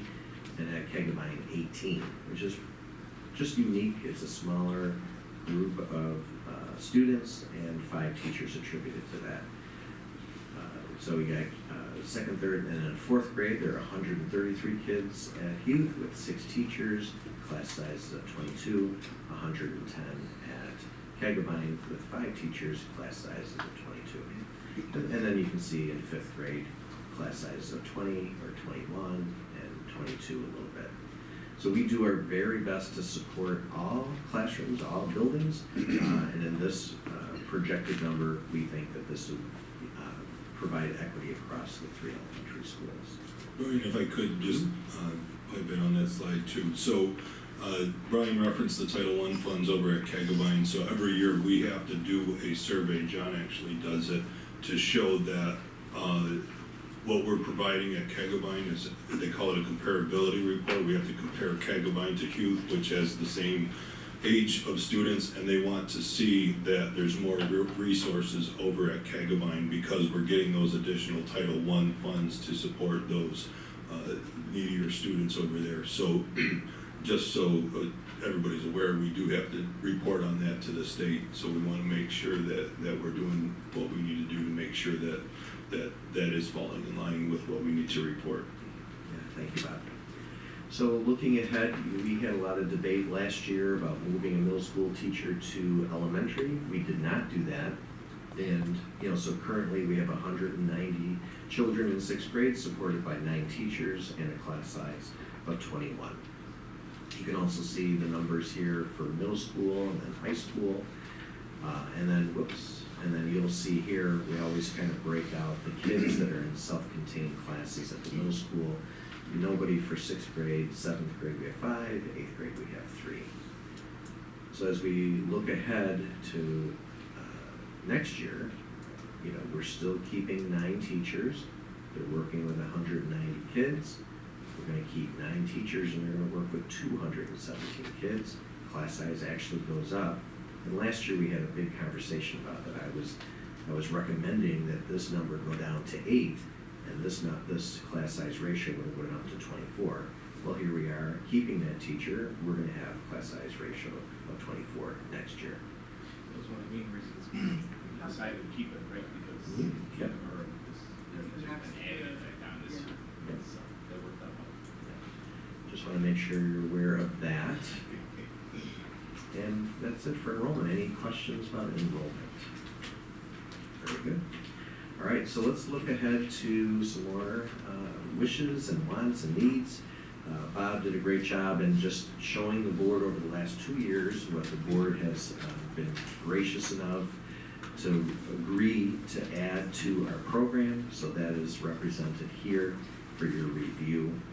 Bob, any any other highlights, I think that just says it all, right? Yeah, I mean, one of the biggest things I wanted to point out was our investment in cybersecurity. You know, we've all seen events over the last couple of years, the cybersecurity events, you know, we obviously have a big budget, so we're a target, you know, and these bad actors are exploiting, unfortunately, you know, the private sector, the public sector, in schools and things like that. So we've done a lot of work with you folks the last couple of years to make sure that we're protected on that front. And I did talk to Josh today to make sure that there wasn't anything else, and we feel pretty comfortable with the package that we have together now. We feel protected, but you know, it was a big hit over the last couple of years. You know, it took a lot of resources to make sure that we're protected. So thank you for your support on that. You know, that was a lot of what was included in there, as well as several other things. So just wanted to highlight what we've supported the last couple of years. And then we'll get into the requests from the buildings and the departments. Again, so these requests that I'm going to show you here were not included in this budget at this time. And there are still some other requests that will be added in here based on my conversations with Cheryl and Robin and athletics. I still need to put in there, so there are a couple more requests that will be going in here after for our next meeting. Bob, I just want to, I know you had a slide right here, just this, I know this is an estimate, it's not a perfect slide, but you have, Correct. just so that the board understands, if the board were to approve adding a full-time equivalent personnel, whether it's administrator or a teacher or SRP, generally speaking, this is what the ask looks like. Yeah, just so we understand, you know, what we're looking at. You know, you have the salary, and then there's a lot of benefits that come along with it. So just so we fully understand what the requests are and what the impact would be on the district if we decided to move forward with any of these requests. And I did, you know, for the board's understanding, these numbers just represent the family plan. Correct. Clearly, you know, if a new SRP was added, sometimes they might choose a single plan or whatever, or maybe their spouse has a plan that would then Correct. be a savings for the district. But it's just important when we plan to know that approximately what we're asking for, what that could cost. Correct. And you see the employee contribution there, that varies based on the collective bargaining unit with each of the units. ERS and TRS also varies. The SRP are in ERS, and the GITA and admin are in TRS. FICA is just 7.65% of the salary, regardless of the unit, and the contracts also do include some provisions for some other benefits. So I did include some estimates, you know, maybe lower or higher, but just to give us an idea of what, you know, those costs might be. And this information is also important for our district team, our administrators or supervisors, not just the board, right? Because sometimes somebody might think, well, it's only 40,000, you know, the salary. Well, they might forget about ERS, they might forget about FICA and other benefits. So this definitely spells it out very well.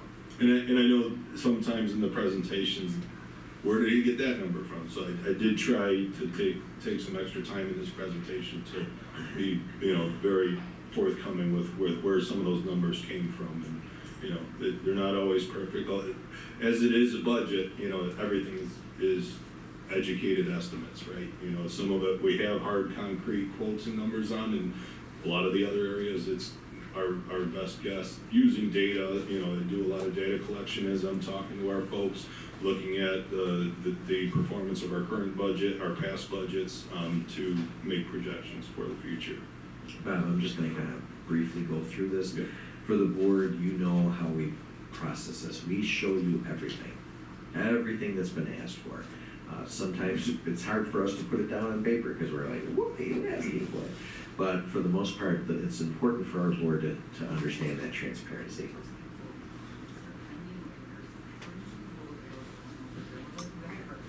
Sure. I don't, is there a way to? Jude is going to probably talk to one of our custodians. No, I got it. Just a little bit, maybe it's free. Yeah, it's a little chilly over here. Yeah, there's a cold in there. Close it. We're testing out the new air conditioners. I like it. If you can't fix it, that's okay, you're just. Oh, and it's here. Well done, thank you, Tom. Thank you. So a couple things. When you look at when you look at this chart, it seems like there's a lot, but some of it isn't very costly. So as our principals and supervisors share with Bob their wants, wishes, and needs, it is then shared with you. Breakfast monitors, we know that the governor is really saying, hey, we're going to give breakfast and lunch universal free meals. It may require us to have supervision, more supervision than we have right now at the high school. And that may be true in other buildings as well. This is a request to increase art from 0.6 with an addition, I guess this would be 0.8 in total or 0.2 FTE. And you can see equipment for science and chemistry. The big ticket item here is the district doing everything we can to make sure that we're complying with the governor's heat or temperature law or mandate or whatever it is, which could increase costs, particularly on the second floors where it's the hottest in the schools. So right now, that's an estimated number. It might go down. There may be other ways to pay for that. But these are portable units that we would use in the interim. You'll see requests for different computers or iPads, cameras, advisorships that Mrs. Kretz Harvey would like to see in her building. So all of those things are listed here. We'll continue to have these conversations with you in the weeks and months ahead. Other big ticket items, I think, would be just maybe some refreshing of some of the clear touch televisions. You'll see $30,000 attributed to that. And maybe some furniture. So a lot of asks that are up to about 300,000 requests from the high school. Any questions about the high school? Brian, I just see that they're asking for a few more page protectors. Have we ever seen any information with the vape detectors that we put in the bathrooms? And I may be meeting that I have missed.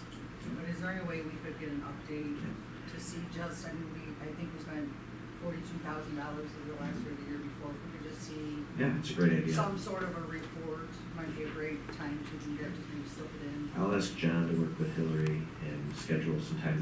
We're going to have presentations from some of our high school principals at the next board meeting. To be elaborate, but just maybe a some report. Statistical information on what has increased or decreased with the investment that we've already made. Absolutely. Thank you, for sure. Moving on to the middle school, you'll see we have a broken TV in the conference room that needs to be replaced. We have some other smaller items and more of a furniture request for our cafeteria. It wouldn't be the entire cafeteria, right? But at least looking to refresh, update maybe up to 20 tables. Yeah, that was just an estimate of 20 tables when I was putting this together. I do believe the intent is for the whole cafeteria eventually, maybe not next year, but eventually. I know the furniture in there is getting kind of rough. So very good. Well, I think that's a wish list item too, maybe for the high school. So I'm Correct. just wondering if, Yep. if in the event that we decide to do that, maybe. Yeah, combine If purchase. it's advantageous to do it at the same time, maybe Oh, it's more for cost sure. effective, Yeah. maybe cheaper, cheaper in both, maybe we look at that at the same time.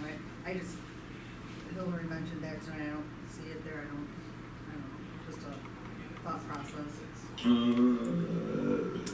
It might have been on the next It might be. page. Maybe Yeah, under it's the capital. it's on the capital. Is it, High school replace cafeteria tables and chairs.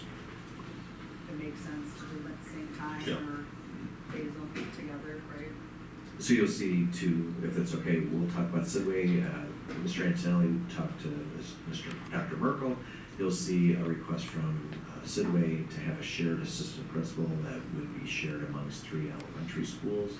You'll see the cost that is estimated for that request. Whoops, I went backwards. Is that the same as this, because there's a shared assistant principal, or is that 2 different asks? Where are you looking? So the one on the bottom would be it's a long-term, he specified that himself, which is why there's already an X there in the Gotcha. 2026 and beyond, that eventually he'd like to have his own assistant principal. So phasing from the shared assistant principal to having his own assistant principal in the future. Okay. Yeah. request for AIS math at Sidway and a probationary building-based sub request. This looks like one building-based sub for Sidway that would equate to $91,000. I'm assuming, Bob, that you're attributing healthcare. Was that the request from? Correct. That goes back to that slide 45. That's that 91, right? Yeah. Okay. 91,322. In this chart here, so you just applied this, right? Correct. Gotcha. And it could be lower, it could be higher. But, correct. Yeah. Yep. But you'll see that, Mr. Antonelli made that request, and well, we have Kegabyne, a request for a special education teacher, full-time E&L. Cheryl did a good job, whether it was last year or 2 years ago, showing the board the increased numbers of children that have English as a second language need. We think we've hit the threshold, and we more than likely you'll see E&L services continue to stay on the draft budgets from now until the last presentation with the board. So you'll see that, and this just attributes some E&L help at Kegabyne, some at Huth, and probably some other areas in the district. Right, it would be so that each building had their own. Yeah. So Cheryl will cover that next time in March when she presents the pupil services overview for the board. So you'll see, extra requests for math or special ed or E&L from Kegabyne, Huth asking for some support for lunch monitor, and I'm assuming, Bob, that's a full-time SRP employee with all benefits. That's why it says 88,000, right? Correct. Yes, they might have been overestimated. I'll take a look at that. I was thinking of full-time, but now that we're saying this out loud, it's probably not full-time. Correct. Thank you. Is that an Additional, correct. And how many do they have? I think they have 3 now. They reorganized. There was, I believe, if I recall this correctly, they moved, I believe, the 5th graders into a different space for eating. So they need 2 monitors in each space. And what was the reason for the move? I believe it was stated that there was an increase in enrollment. So I think there was an increase in enrollment for this year. I'm not sure if that's going back down next year. I'd have to look back at the slides, but I believe it was based on premise that an increase in enrollment. Next, you come down, okay? And we'll continue to look at these requests, right? This is a teacher on special assignment. One of the feedback that we're getting in many buildings with the GITA and the SRP is that more so than ever before, we're working with children who come to us with significant behavior needs, aggression, hurting others, hurting themselves, or hurting staff. Through this presentation, the district will be asking the board to consider allowing us to create a teacher on special assignment position with a specialty particularly in behavior management, understanding functional behavioral assessment, understanding how to create behavioral intervention plans, and support some of the neediest children prior to sending some of these challenges, outsourcing it to other entities. We think we have amazing teachers, we think we have amazing SRP, and we clearly know that we have some specialists who understand special education, who understands behavior management, and we think we're at that point prior to outsourcing our own work and moving children to other agencies off of Grand Island. We want to do our very best to make sure that kids have the greatest opportunity to stay in the district, to be with their peers, and to have their best opportunity to reach their highest potential. So we'll talk about that in March for sure through Cheryl's department. Did we hire a behavior specialist a couple years ago? Yeah, Brett. And how is Bennett. Right, and how is this? We still have. Yeah, Brett's caseload is he hit a ceiling. There's too many kids that have these needs. So this how person is would this support it. different from his position? Like, how will the two positions be different, or are they the same? Well, given the board's approval, we would put out a posting, then we would have internal applicants apply to come out of the classroom or come out of their specialty area to be the specialist, and then we would backfill it with a long-term sub. So we would we still have the behavior specialist position though? Yeah, Brett would still do his job, or if that position stays the same. This is a second person that can provide the FBA, the VIPs, the functional behavioral analysis, and help teachers support But kids. the position, would it be the same function that Brett does now? Yeah, it might have some additional duties. Yeah. So what are we doing now, sending them out of district, is that what you're saying? Well, I think there's and if I could speak bluntly, I think the tolerance level of working with children with intense needs has changed over time. And I think the tolerance level is decreasing. So it really is telling me that we need to provide more support for kids. And though, Cheryl, I think you want to say something. Yeah. But I know you're going to cover this next time. But basically, without adding this extra support, it could result in outsourcing this work and costing the district more. So this actually could be a cost-effective way of keeping kids in the district. If you could cover what the cost would be if you had to outsource it and thing, even in this ballpark, Yeah, so I just want to be sure Cheryl understood that. So there's maybe two possibilities for Sue's question. What is the cost to outsource and bring in a specialist to do this work and not have it done by so what does that cost? Because when I arrived here, we used a company called Turning Point, and we were spending about $350,000. So we actually have faded that away. So that would be good for Sue and the board to know what it would cost to hire a specialist, outsource that work like a consultant. But then secondly, what does it cost to take a child and have them go to an agency or Summit, or Summit's a great example. Anything like that, what is the current tuition?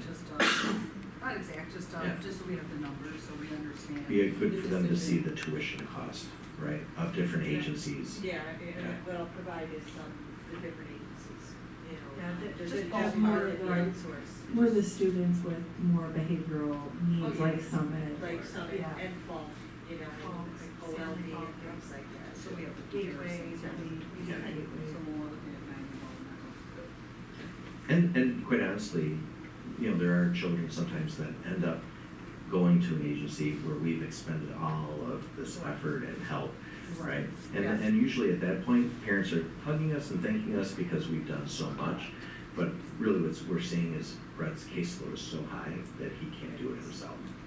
Do we, are the projections with the caseload expected to increase too, based on the last couple of years? Has there been a more drastic increase in that, like in terms of from prior years? So, from last year's budget presentation, what we ended up with last year is we did have an additional 611 program at Sidway. We had to create an 811 position that we had to reestablish at Kegabine, brand new. And then we actually had an additional 611 classroom at Cube as well. Next year, early projections were already showing that we absolutely have to keep the 811 at Kegabine, but we are adding a third 611 at Sidway, and we also will be adding a 2-3 15-to-1 at Kegabine. We're splitting that in two, because right now it's a 2 through 5. We're gonna have to split that in two because of the need of our students. Some of this could be, you know, not scientifically speaking, but if we go back 5 years, right, COVID, children learning differently, learning remotely, social skill development is a challenge, right, for some kids, not all kids, but we're seeing maybe a spike in young kids coming into school, hurting other peers. Right now we're working, John Fitzpatrick and Cheryl Cardone are working with Lauren Stain to address a particular child in the community who is being very aggressive in their community sponsored UPK setting. Cheryl and John and Lauren Stang have come up with a really important plan to support this child. But we're seeing a little bit more of this type of behavior entering into UPK or into our classrooms. Well, I know the need is pretty great, I just thought if we could have some comparisons, Absolutely, all good questions. So you'll see that of all the wishes and asks and wants, it's an increase of $1.1 million. And then you'll see under operations, requests for youth doors to be more secure. And today we walked in the high school and we saw that Hillary pointed out some flooding throughout certain doors in her building. So Bob, I'll turn this over to you just to talk about operations.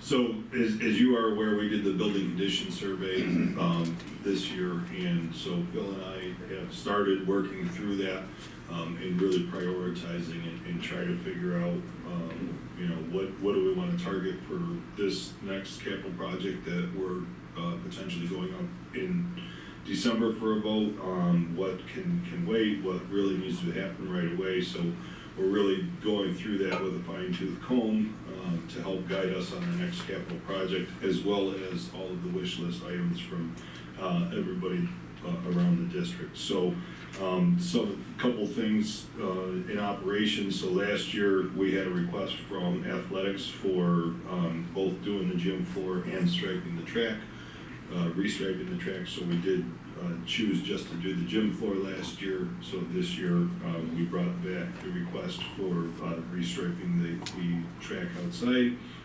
And then in my conversation with Phil, the one large mower that they have is about 12 years old. It's getting harder and harder to get the parts for that.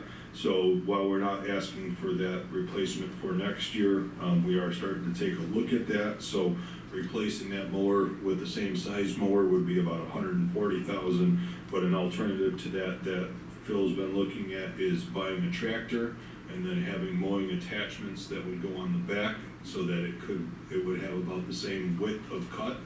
This would be for our larger areas, but then those mowers could be removed from the back of the tractor, and the tractor could be used for other things as well. So it seems like that's the better option as of right now. But again, this I again indicated that with an X for the 2026 and beyond. That will be a future request, but just wanted to put that on the radar that would be coming down the road. I haven't really mentioned it yet, but I've been really working with our department heads on coming up with replacement plans for things. I'll talk about it in a minute when we look at the buses, but I've also been working with Robin, bless you, been working with Robin on a replacement plan for all of our tech needs. I've been working with Josh on replacement plans for various things. So really trying to make sure these big ticket items that we're starting to come up with a good plan and how we make sure that we're keeping up to date on things and replacing things, you know, in a reasonable fashion so that we don't end up with huge expenses at some point all at once. So on the next page there, those are all of the requests that kind of fall in line with the capital project. So I will bring these requests to our team at Young and Wright. Again, this is not an exhaustive list. There's still a few things that I need to add on there. Yes, ma'am? Can you please add to the lamp post going in front of the sign in front of the district office, please? Move the lamp post. Yep, if you walk up the sidewalk to the district office, you will see that there's a lamp post right in front of the sign that says Grand Island, whatever. Yeah. I don't know, I mentioned it to Brian, I don't know. Oh, it's literally right in front of the sign. Yeah, so Yeah, they were I supposed to understand. come back and do some fix-up work, Yeah. and for whatever reason, they didn't come back and fix it, so it Okay. didn't get moved. Yeah. But if we could just add that, it's just one of those things that once you see, you can't unsee it. Yeah, perfect. I Thank will you, add that thank you on for there. that, Sue. We'll all see it now? Yeah. You're welcome. Joy? Yes. Can I circle back to page 46 and 47? Yeah. One thing that we noticed was that all schools, with the exception of Kegabyne, are asking for the cafeteria tables and chairs. but the high school is in with the capital project consideration. Can we move the other school's request into the capital project consideration since you have the high school? Yeah, we can really Yeah. put those either place, you know. This was a need that we noticed last year. That was part of my request last year, to give the buildings more equipment money so they could start replacing some of these over time instead of having big ones.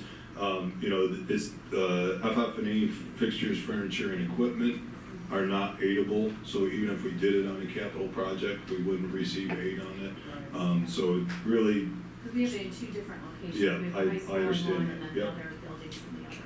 yep, Thank you. yep.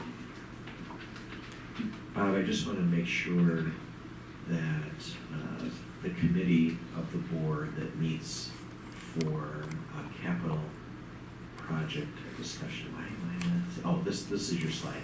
So for Joy and Ashley and Roger, I think you're taking over for Glenn.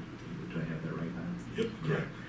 Just to remind the board that on Wednesday, February 26th, here at District Office at 6 p.m., we have the capital improvement scope meeting that would include Joy, Ashley, and Roger if you're able.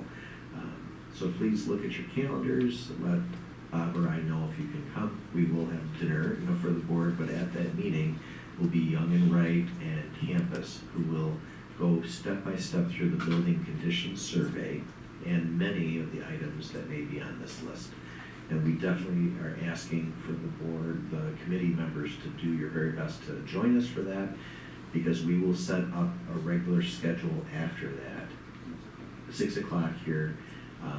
Super important, because for Joy, Roger, and Ashley, after we meet, it'll become a board report where the three of you will share back out with the entire board these conversations. And as we move through this work, it is our wish that in December of 2025, we're going out to the public to vote on a capital project in the future. So the building condition survey is now complete, Bob. Over the last couple months, I think it's finalized.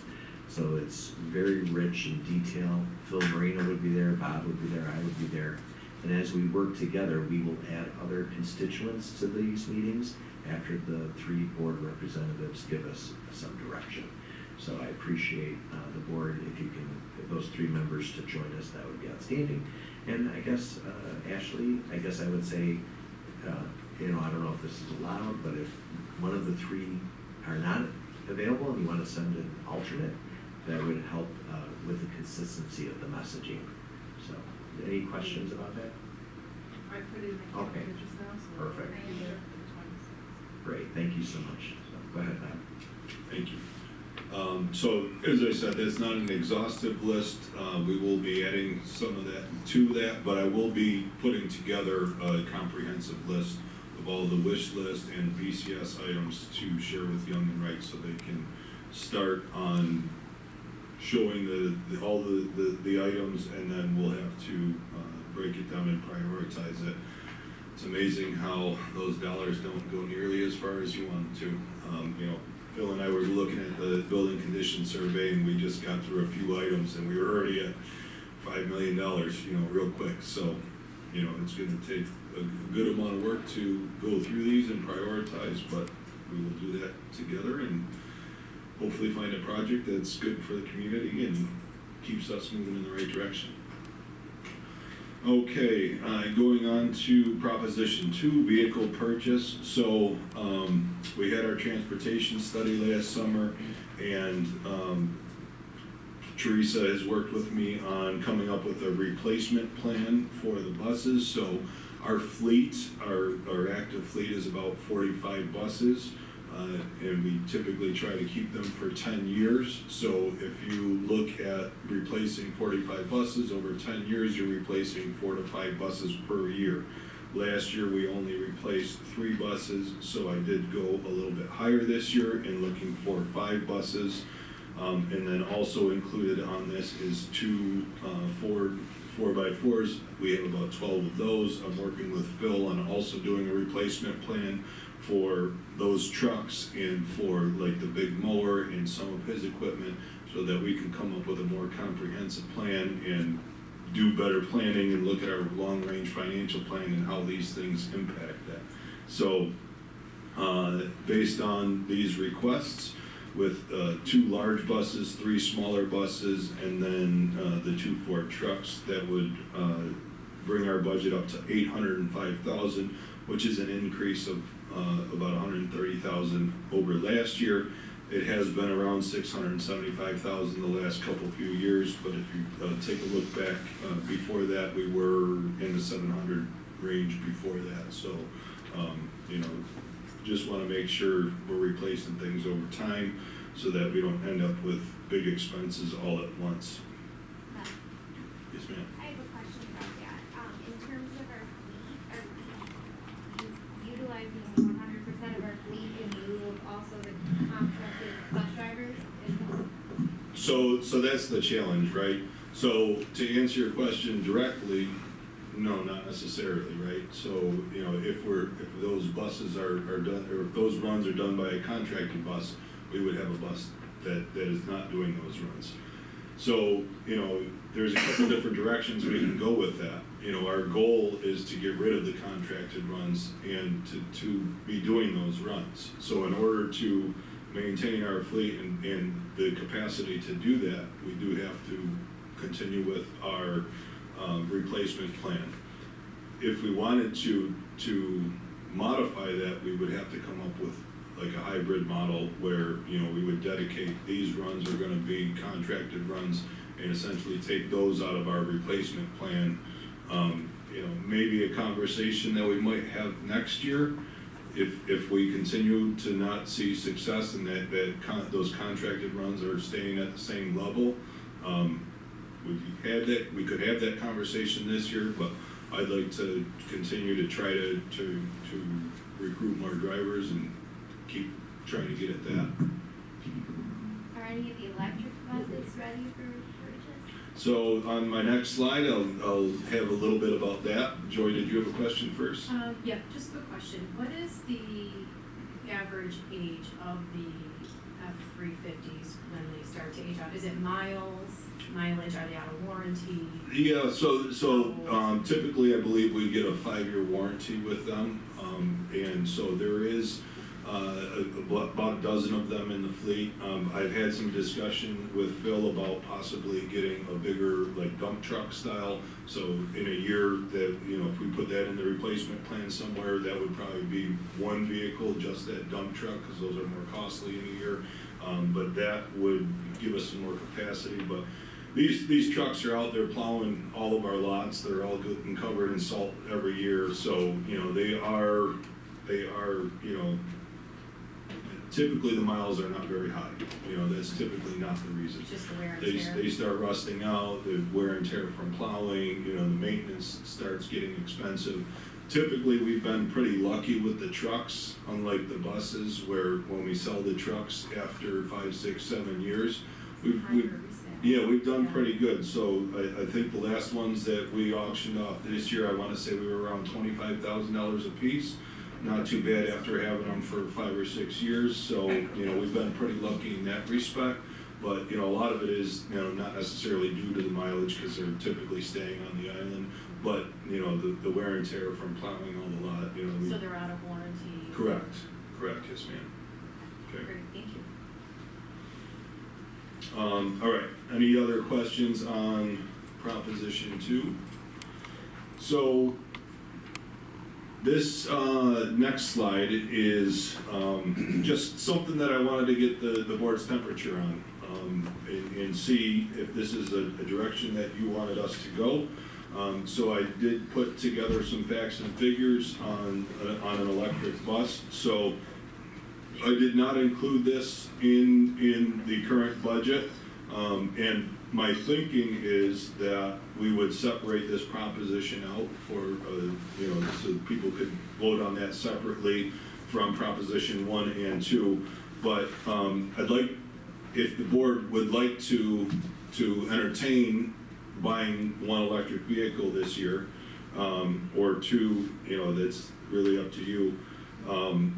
If we wanted to explore that, then what I would probably try to do is do that on a separate proposition, so that if it did go down, it didn't take our entire bus purchase down, because that would be very disruptive to our replacement plan. But what I would do is, if we did decide to move forward with the Proposition 3 and we did try to get an electric vehicle or two this year, we would do it in a way that those vehicles would be removed from or wouldn't be, that money would be reallocated from Proposition 2 to Proposition 3. So if we did do one or two, that would decrease what's the number that's on Proposition 2 and be replaced by electric buses. And I feel... We'll leave Proposition 2 the way it is, just in case this goes down. Correct.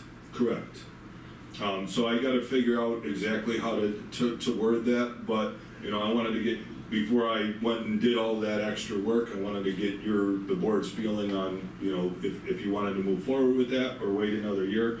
So if I can dig a little bit deeper into what I've put together here. So in the upper right is some projections that the one company put together for us on what the potential state aid, or not state aid, but potential incentives could be. So for a Type C, just the bus voucher would be about $147,000. If you have a qualifying bus for scrappage, you could get another $61,250. I believe they've changed the requirements on the scrappage. The scrappage used to be, it had to be X amount of years old, it had to blah, blah, blah, blah, blah, blah, and you had to put a hole in the engine block. I think they've changed their tune on that a little bit and broadened that a little bit, so that I think it can be almost any bus. You put a hole in the diesel engine and they're happy with that, I believe. Have to do more research on that. And then if you make it vehicle to grid capable, there's an add-on for that. Vehicle to grid, I'm not sure if everybody's familiar, but that would be using your electric buses as a battery bank, essentially, to feed power back into the grid, and then the electric company would reimburse you for that power. Not something that I think we would want to entertain, because it voids warranties on the batteries, and I don't think what they're paying you for the electric is worth the cost and the wear and tear, but they'll give you $12,250 as an incentive just to have it. Not saying that you have to use it, you can get that incentive, I believe, just for having that capability. So if you add all of those incentives combined, it comes up to $221,000. So if you look in the lower left corner where I have incentives there, the bus incentive by itself is $221,000. There's also an additional incentive for $55,000. So if you put the charger incentive together with the bus incentive, that's about $276,000. So if you look over on the right, so a lot of these calculations and some of these assumptions came right from the Wendell study that we did to the electric bus feasibility study. That's where I got some of these projections from, as well as some sources I found on the internet. So when you look on the right-hand side, what I tried to do was put together a 10-year projection. The state estimates a 12-year life cycle, but our plan is a 10-year replacement plan, so I thought it would be appropriate to use 10 years here. So if you look at the final cost net of incentives at the bottom, you'll see that the cost is about the same after incentives for an electric bus versus a diesel bus. That takes into consideration the difference in fuel costs, the difference in maintenance costs, and again, a lot of that information was from the study that we did. So less the incentives, you're looking at about the same price. So a word about that, I believe Sherry asked earlier, what would the total cost be?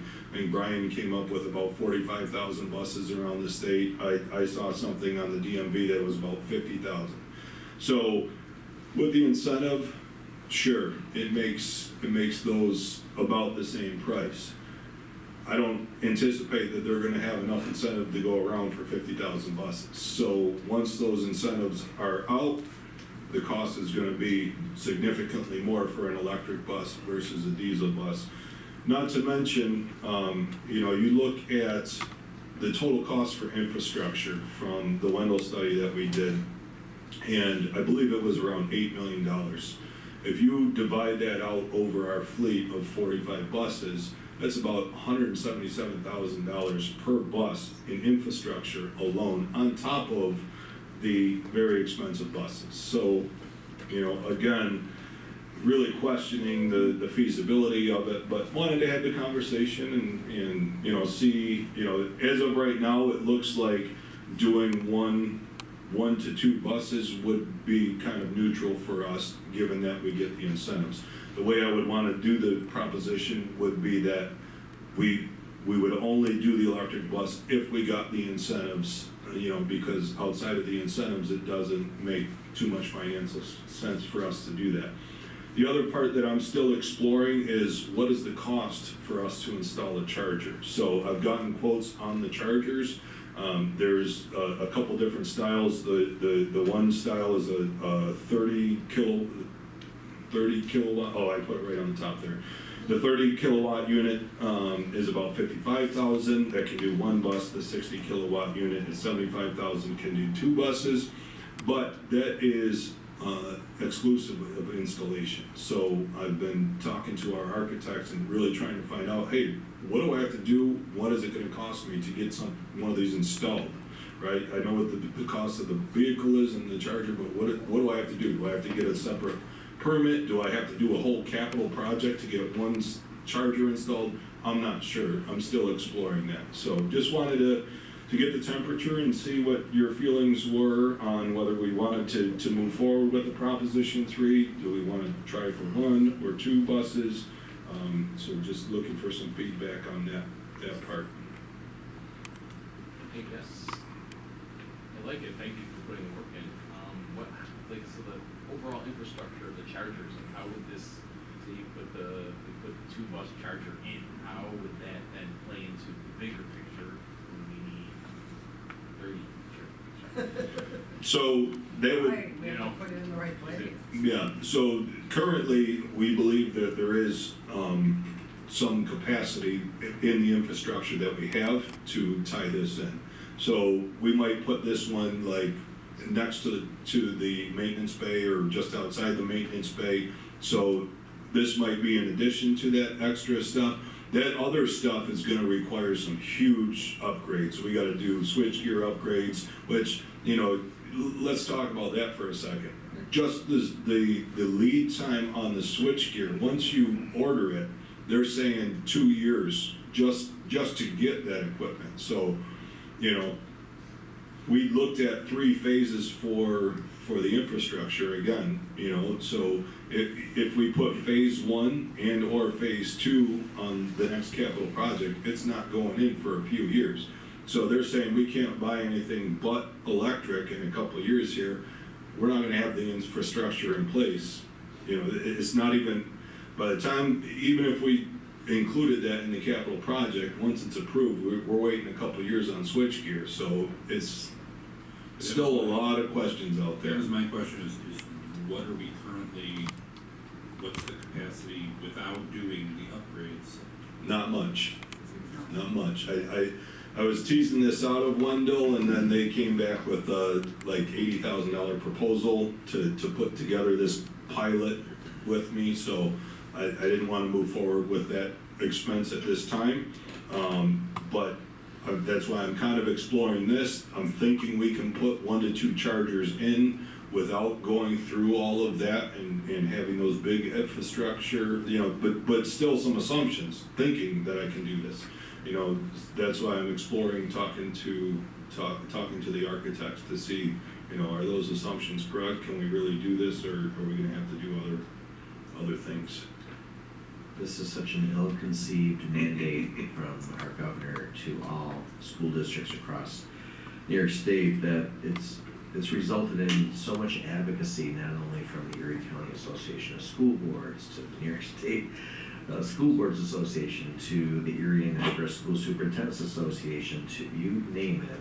I'm sure, Teresa, your organization as well is pushing back. So we need to continue on that path too. We need to continue to advocate that this is absolutely ridiculous, and we need much more time and much more evidence to ever consider trying to meet this mandate, which, by the way, in 2027 requires us that we can no longer buy a gas or diesel bus in 2027, and then by 2035 all of our fleet must be electric or or I guess hydrogen could be an option down the road.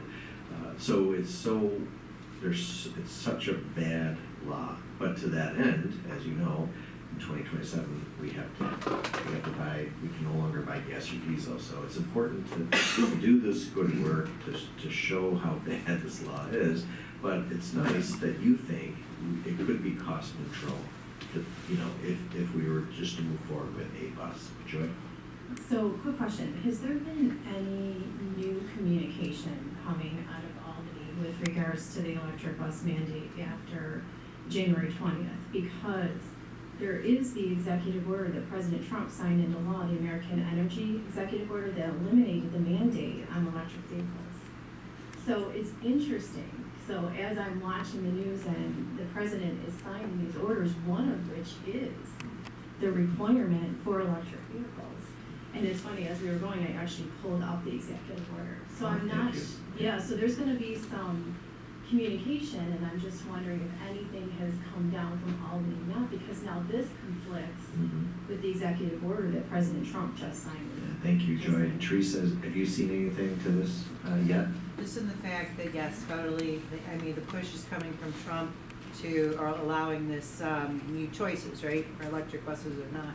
However, New York State is holding firm, locals holding firm on converting everybody to the electric bus. So, we just need to continue advocating. Yes. And I think that it's loud and clear. I haven't really met a superintendent that this is the greatest thing ever. So I think in unison, we all understand, and we need to continue, shouting from the rooftops that this is not good for schools. And the only real I just wanted to say it's also important to note that it's just not school buses, it's metro buses, it's all buses. So while we as school districts are looking at it, cities and towns, these buses have to be looking at it as well, right? Interesting. So while we're looking at 45,000 to 50,000 buses for school districts, what do city buses need? It's a huge undertaking and a huge amount of money and electrical resources that Joy, to respond to that too, the only real changes I've seen so far are the schedule for amortizing the bus for building 8. I can't remember if it went from 15 to 12 or 12 to 8, but that's the only real change I've seen change in tune from the state. Other than that, it seems everything is still it's so new. The executive order was just signed January 20th. Correct. And here we are, first week of February. So Yeah. do I think anything's gonna come down as of yet? No. But it's interesting because that's federal and he's directing that you cannot mandate it. So it'll be interesting to see how Hochul responds to it. True. And what they're gonna do, if they're gonna file a suit or whatever they're gonna do to try to roll this out when the president is saying no. It's a good point, and I'm glad you brought it up because, when Teresa and I were talking to our representative from the bus company, he brought up these coupons. So the way that they're doing manufacturing is you have to sell X amount of electric buses. I think you get one coupon I forget, but you have to do so many electric buses to get a coupon to make a diesel bus. So the diesel buses are now being held up too because they're not selling enough of the electric buses to get these coupons to actually manufacture the diesel buses. So they're really... And maybe that'll be the tipping point. Yeah, they're really... That just might be it. They won't be able to meet their quota. Yeah. And I mean, Districts will need gas and diesel buses. as it is right now is, you know, we're not seeing buses for a year from the order date, you know, so it's typically in the past, they've been able to take a letter of intent saying we project, you know, we're not held to it until the board or the community actually votes on the budget, but once they get those letter of intent, they'll typically order a diesel bus to shorten that time that it takes for us to get it once it's ordered. With the electric buses, they're so expensive and they're getting shut down so much at votes that they're saying, we're not touching those until they're actually voted on by the community and approved by the community. So it's really changing the dynamics quite a bit. It's almost like, because we're in a state of influx right now, so am I 100% on board with electric buses at this moment? No, because this order was just signed, and here we are now trying to figure out a budget for this upcoming year, and we don't know, you know, if the federal government is gonna trump what the state government is mandating.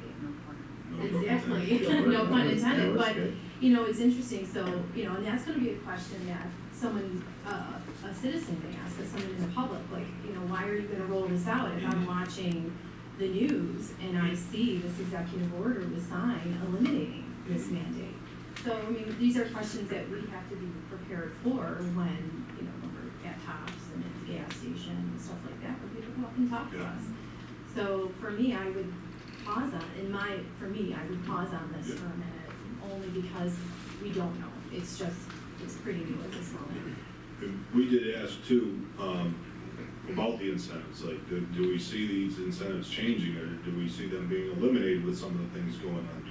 As of right now, we were told no, we don't forecast, but, you know, there's a lot of craziness going on right now, so there's a lot of unknown with what might happen with all of this stuff, so that is correct, you know, and really the only reason I put it in front of you is because the possibility that it would be cost neutral, but wanted to provide you with the information so that. I think it's important to keep your fact finding right, like to figure out exactly what the installation is for that charging station. I mean, I wouldn't stop trying to give us the information Oh, I agree. to still have to make that decision. I mean, I love having the information. I mean, we still have time to decide if we want to put a proposition through. I mean, it's always good to have the information. I definitely agree, keep working on it. Yep. It's just, it could be in the 11th hour that, you know, we hear from Albany that they have to pause it because of the executive order, but, you know, we should definitely still be prepared in the event that, you know, something happens. I have a couple of questions. I know earlier you mentioned anticipating the incentives maybe running out. Is that a first come, first serve? I believe most of them are first come, first serves. I think there's quite a bit right now. You know, I wouldn't necessarily be worried about not getting it now, but their ability to cover it for 50,000 buses, it's gonna run out at some point. I don't know what that point is gonna be. I don't know how many buses we could potentially get before that happens, but, you know, now then you gotta start replacing them at full cost, you know. And I would anticipate that the costs come down gradually over time as technology improves and they're making more and more of them. But there's a pretty big gap. You know, you take that incentive out of there and you're spending $275,000 more in operational costs, almost $30,000 a year more to operate an electric bus than a diesel bus, you know, and I know they're making a lot of improvements on diesel too, the fuel itself and on the engines, and those are just getting, I don't want to say cleaner, but I suppose they're getting less harmful. So, you know, there's some improvements on that end too, you know.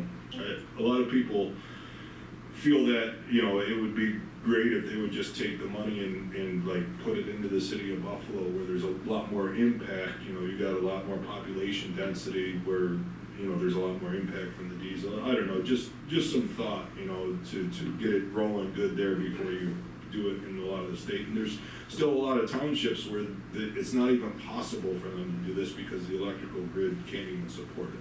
Exactly. And it almost seems like, in terms of first come, first serve, it would be like fostering schools, like pitting them against each other. Yep. And that's unfortunate, but, also, I have another question, I forgot it already.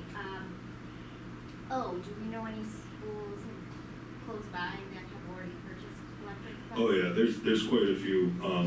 Lakeshore has a bunch of them. A lot, there's several districts that are looking to purchase one or have purchased one or two. But there are districts that have also voted it down, even at a cost neutral or almost free, because of the incentives. So, there's priority zones that there's additional incentives for. We unfortunately don't fall into one of those priority zones, but there's districts that basically would have been cost neutral, zero cost to the district to purchase it because of the incentives, and they still voted it down. And that will be interesting to see, like, we have the data, but to have the live evidence. Bemis Point or Bemis something. Point, Yeah. Bemis Point that voted it down. Yeah, So sorry. it was cost neutral. Yeah. So, very interesting. It's really a very important, and I would say for our board too, right? If you do direct us or, support us in moving forward, even with just one bus, just understand that the community might come vote no on that proposition, but they might be upset with other propositions in the budget and board members running for the board. So it's a very complicated situation. And you just mentioned Bemis Point. It was going to be cost neutral. The community voted it down.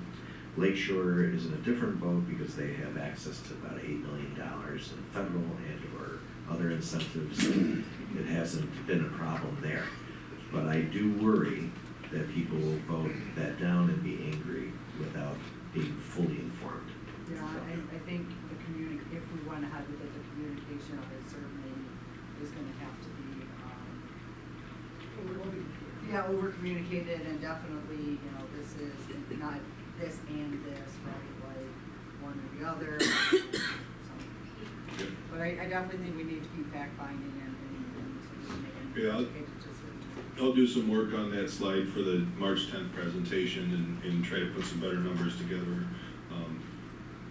That's great, thank you, Bob. Absolutely. It's a lot of work, thank you. You're welcome. So slide 51, just All right. a summary, I guess. Yep. Slide 51 is just a summary going back over, so you can take a look at the revenues.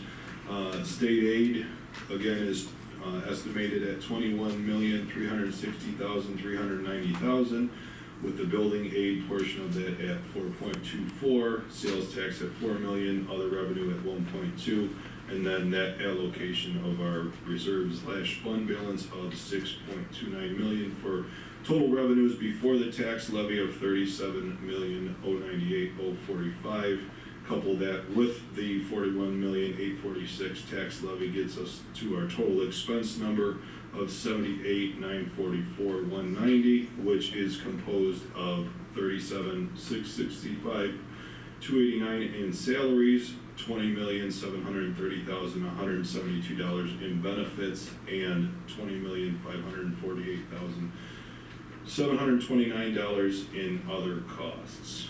And those other costs there, again, are, this is a much higher view summary, so that covers BOCES, fees, utilities, fuel, building materials, and the other category items as well. Any questions on that? All right, so slide 52 just highlights our other dates. We've got our next session coming up on March 10th. Our third presentation will be on March 24th. We'll have a session on Monday, April 14th, if necessary. I will say on the budget timeline that I put up last month, I believe I had April 13th on there. That was incorrect. That possible extra meeting date would be Monday, April 14th, or whatever date the board chooses. And then April 22nd will be the last board meeting that we have to adopt the budget before the mandatory budget adoption date. And then we're scheduled to do the budget hearing on May 6th and the budget vote on May 20th. Any other questions on the budget? Thank you very much. Thank you. Okay, that brings us to special education, Ms. Cheryl. Thank you. I have 3 items tonight. I have the CPSC and the CSD program recommendations. And due to some of the changes of the building principals, and to catch up with David joining us, it's just I redid the dignity for all students and coordinators to reflect, who was at each building. So if I could have action on those, I would appreciate it. Motion for A through C, please. Motion. And the second? All in favor? Aye. Any objections? Any abstentions? Motion carried 6-0. Thank you. That brings us to the superintendent's report with Dr. Graham. Yeah. So, Jude is making a comment about my slides. So I won't spend a tremendous amount of time. You obviously have had the superintendent report built into the board docs. You can take a look at it. There was kind of a nervous energy at the beginning of last week regarding the pausing of federal funds, but that has been halted, so that's really not a non-issue for us. I do want the board to take a look at the slides that Hillary has provided you. Clearly, you know that starting in July, we need to have a student representative sitting at the board table. They're not voting and they don't attend executive sessions, but this is something that all school boards are dealing with throughout the state, and these are the recommended suggested steps. So I'll just kind of briefly go over that. This outlines the responsibilities for the particular person who may end up being the successful student candidate. So you'll see the responsibilities and duties. Here you'll see that there will be an application process, and that'll flow through the high school. The students will have to apply and provide a personal statement, a resume, provide 2 letters of recommendation, and additional information there. Additionally, Hillary will put together a team of teachers and class advisors, student council advisors, class advisors, school counselors, and high school admin that will review all of the applications. They will put together an interview panel, and then there will be a final selection and recommendation to the board based on that process. The timeline will happen pretty quickly, so by March 1st, application information will be sent out. Screening of applicants will begin in March. By the end of March and middle of April, selected candidates will be interviewed, and then there will be a recommendation to the board for May 6th, and then that new student member will begin on July 1st, or the first meeting in July. So there's just some information for you to review.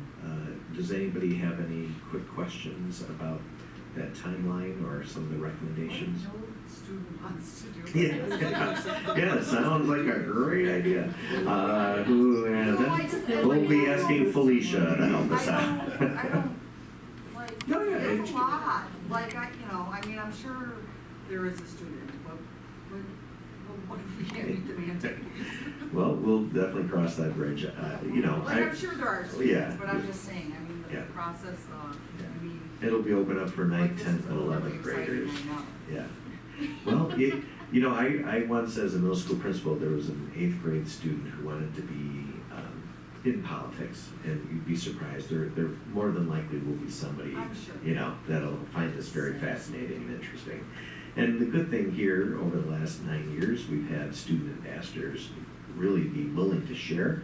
But at the end of the day, that person may be just a very involved person that we may need to have an alternate for that person based on their activities with sports or extracurricular. Yeah. So leave at 9, or today was 30 minutes earlier, so that was even better. So I'm very fortunate to have Hillary and her mindfulness to approach this with her teachers, and we look forward to seeing how the process evolves.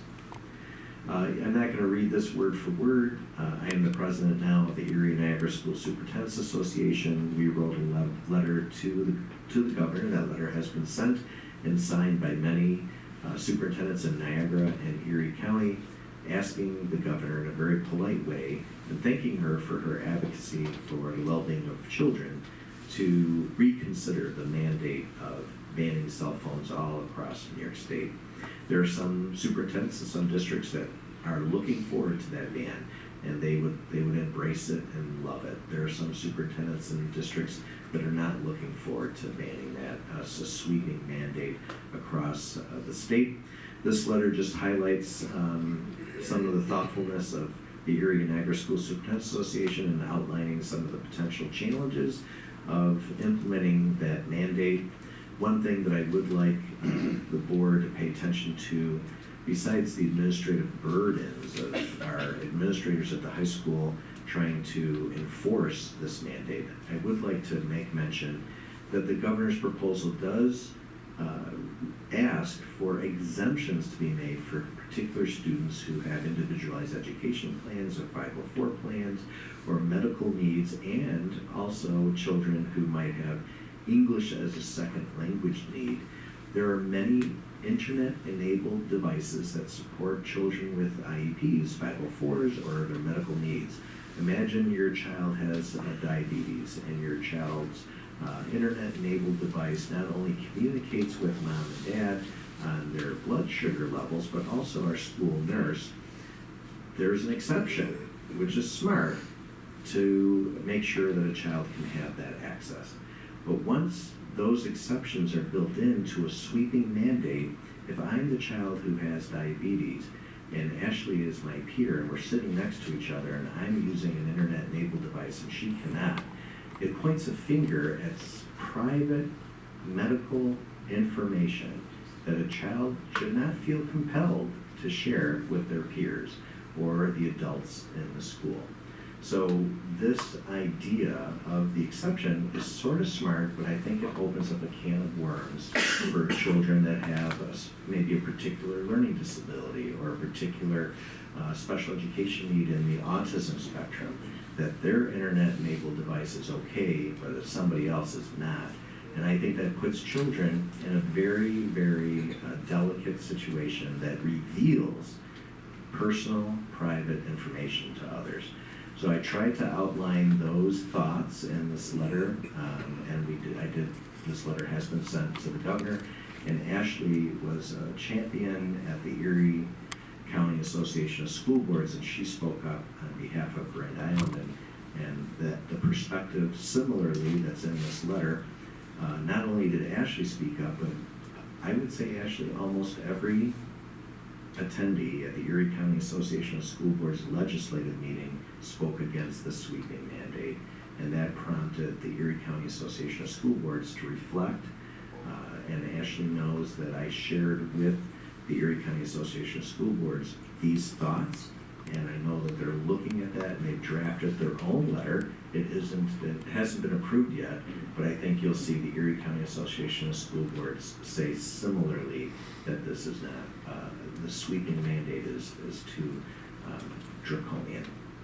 Yeah, I think it definitely calls for local control of such a mandate so that we can decide as a district how it's implemented, and what works in this district may not work for another district. So hopefully the governor will listen to ensuring that at the very least, there's more local control over such a sweeping mandate. Any other thoughts around the table? No, I agree. Okay, great.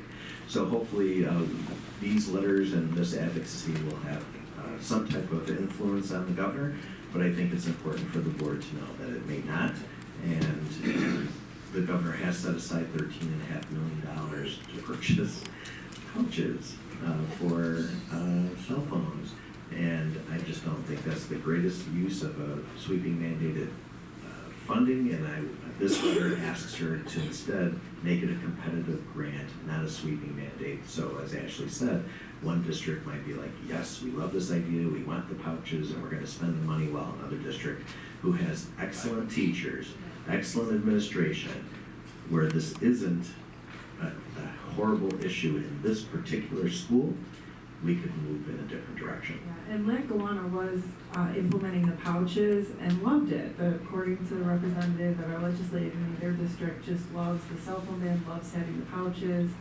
So again, as I said, what works for one district may not work for another. Yeah, so we'll see what happens with that. And then I'm not gonna spend a lot of time, there was wonderful news, a former teacher and coach, Bill Riffle, has been inducted into the Western New York Lacrosse Hall of Fame. I want to thank Sue Marston for bringing this to my attention. These are some pictures that either Chris Simpson or others have shared with us, and you know, we'll try to do our best to shine a spotlight on Bill. Oh, Jude, go ahead. So I was trying to get a hold of him today to see if maybe he could come even tonight. He lives in the state of Delaware, but he already, they already left first thing yesterday morning, so they're already back. But he did mention that in May, he possibly will be in town. I'm not sure when our dates were for the meeting in May, but he said that he might stop. So I told him to keep me posted. Yeah. Yeah, I talked to one of the players that was with him on Saturday, who happened to be at the Bandits game with him, and he said it was just a great event. It was they don't really make a big deal about it, the Western New York Lacrosse Association or whatever, but it was kind of neat. The 1991 team that went to the section or won the section, my brother Mike was on it, Steve Steck was on it, so there was quite a few. It was kind of neat. They got on Facebook and included Bill in the banter back and forth, so it was kind of fun. So yeah, I just happened to stumble across it. Bill was a great mentor, great teacher, and a great coach. He was here when Jude and I were here. Yeah. Really special man. Yeah, it would be great if we could get him here. He was a great man. That's great. So as we slide through, we already talked about the musical. These are just some really great photos of the exciting sport opportunities that are happening throughout the district. Mrs. Percival and Mrs. Pernick's wonderful Character Matters play was outstanding. Don't forget to share with your friends and neighbors that we're obviously looking to hire bus drivers. Hillary and I had the great opportunity to present at the Western New York Education Service Council on the future of artificial intelligence. So I want to thank Hillary for her excellent presentation. And Sue, do you want to say anything? I know it's my superintendent report, but... No, you can go ahead. Okay, so just for the community, June 18th will be our second annual Grand Island Cruise Night. It was a tremendous event last year. We're expecting similar or even more outstanding opportunities for the community to really enjoy that event. And there's a rain date just in case we need it. And then the golf outing, Jude, I know you're in the process of finalizing that, but we're looking at Friday, July 25th at Beaver Island this year, not River Oaks. And we're working with the wonderful city of Montana to put that together. So it's very exciting. So thank you very much. Thank you. That brings us to the Board of Education report with Sue. You know what, I just have a few liaison meetings there at the PTA council meeting, our last FISBA meeting, and the Kaibai PTA meeting. They're there to review. If anybody has any questions, please feel free to reach out to me at the time. Yeah, and I just have the legislative report also attached for your review. Ditto what Sue said. If you have any questions, let me know. And we did not have anyone sign up for the public comment session or general items not included in this agenda, so that brings us to committee of the whole items and information for the roundtable, beginning with Roger. I'm good, thank you. I'm all set. Thank you. Happy birthday to my son today. Already? Shout out, Peter Jr. Happy birthday. Sue. I'm all set, thank you. I'm all set. Daniel? I'm all set. Cheryl? Just quickly, I wanted to thank the Lions Club. Tom Woodkowski, he actually came and worked with all of our nurses at Pickavine, Hughes, Sidway, and St. Stephen's. They screened multiple students, and they actually referred collectively about 10% of our students in each building, for their checkup with an eye doctor. So they do this every year. I just wanted to thank him and thank the building nurses and the building principals for organizing all of this.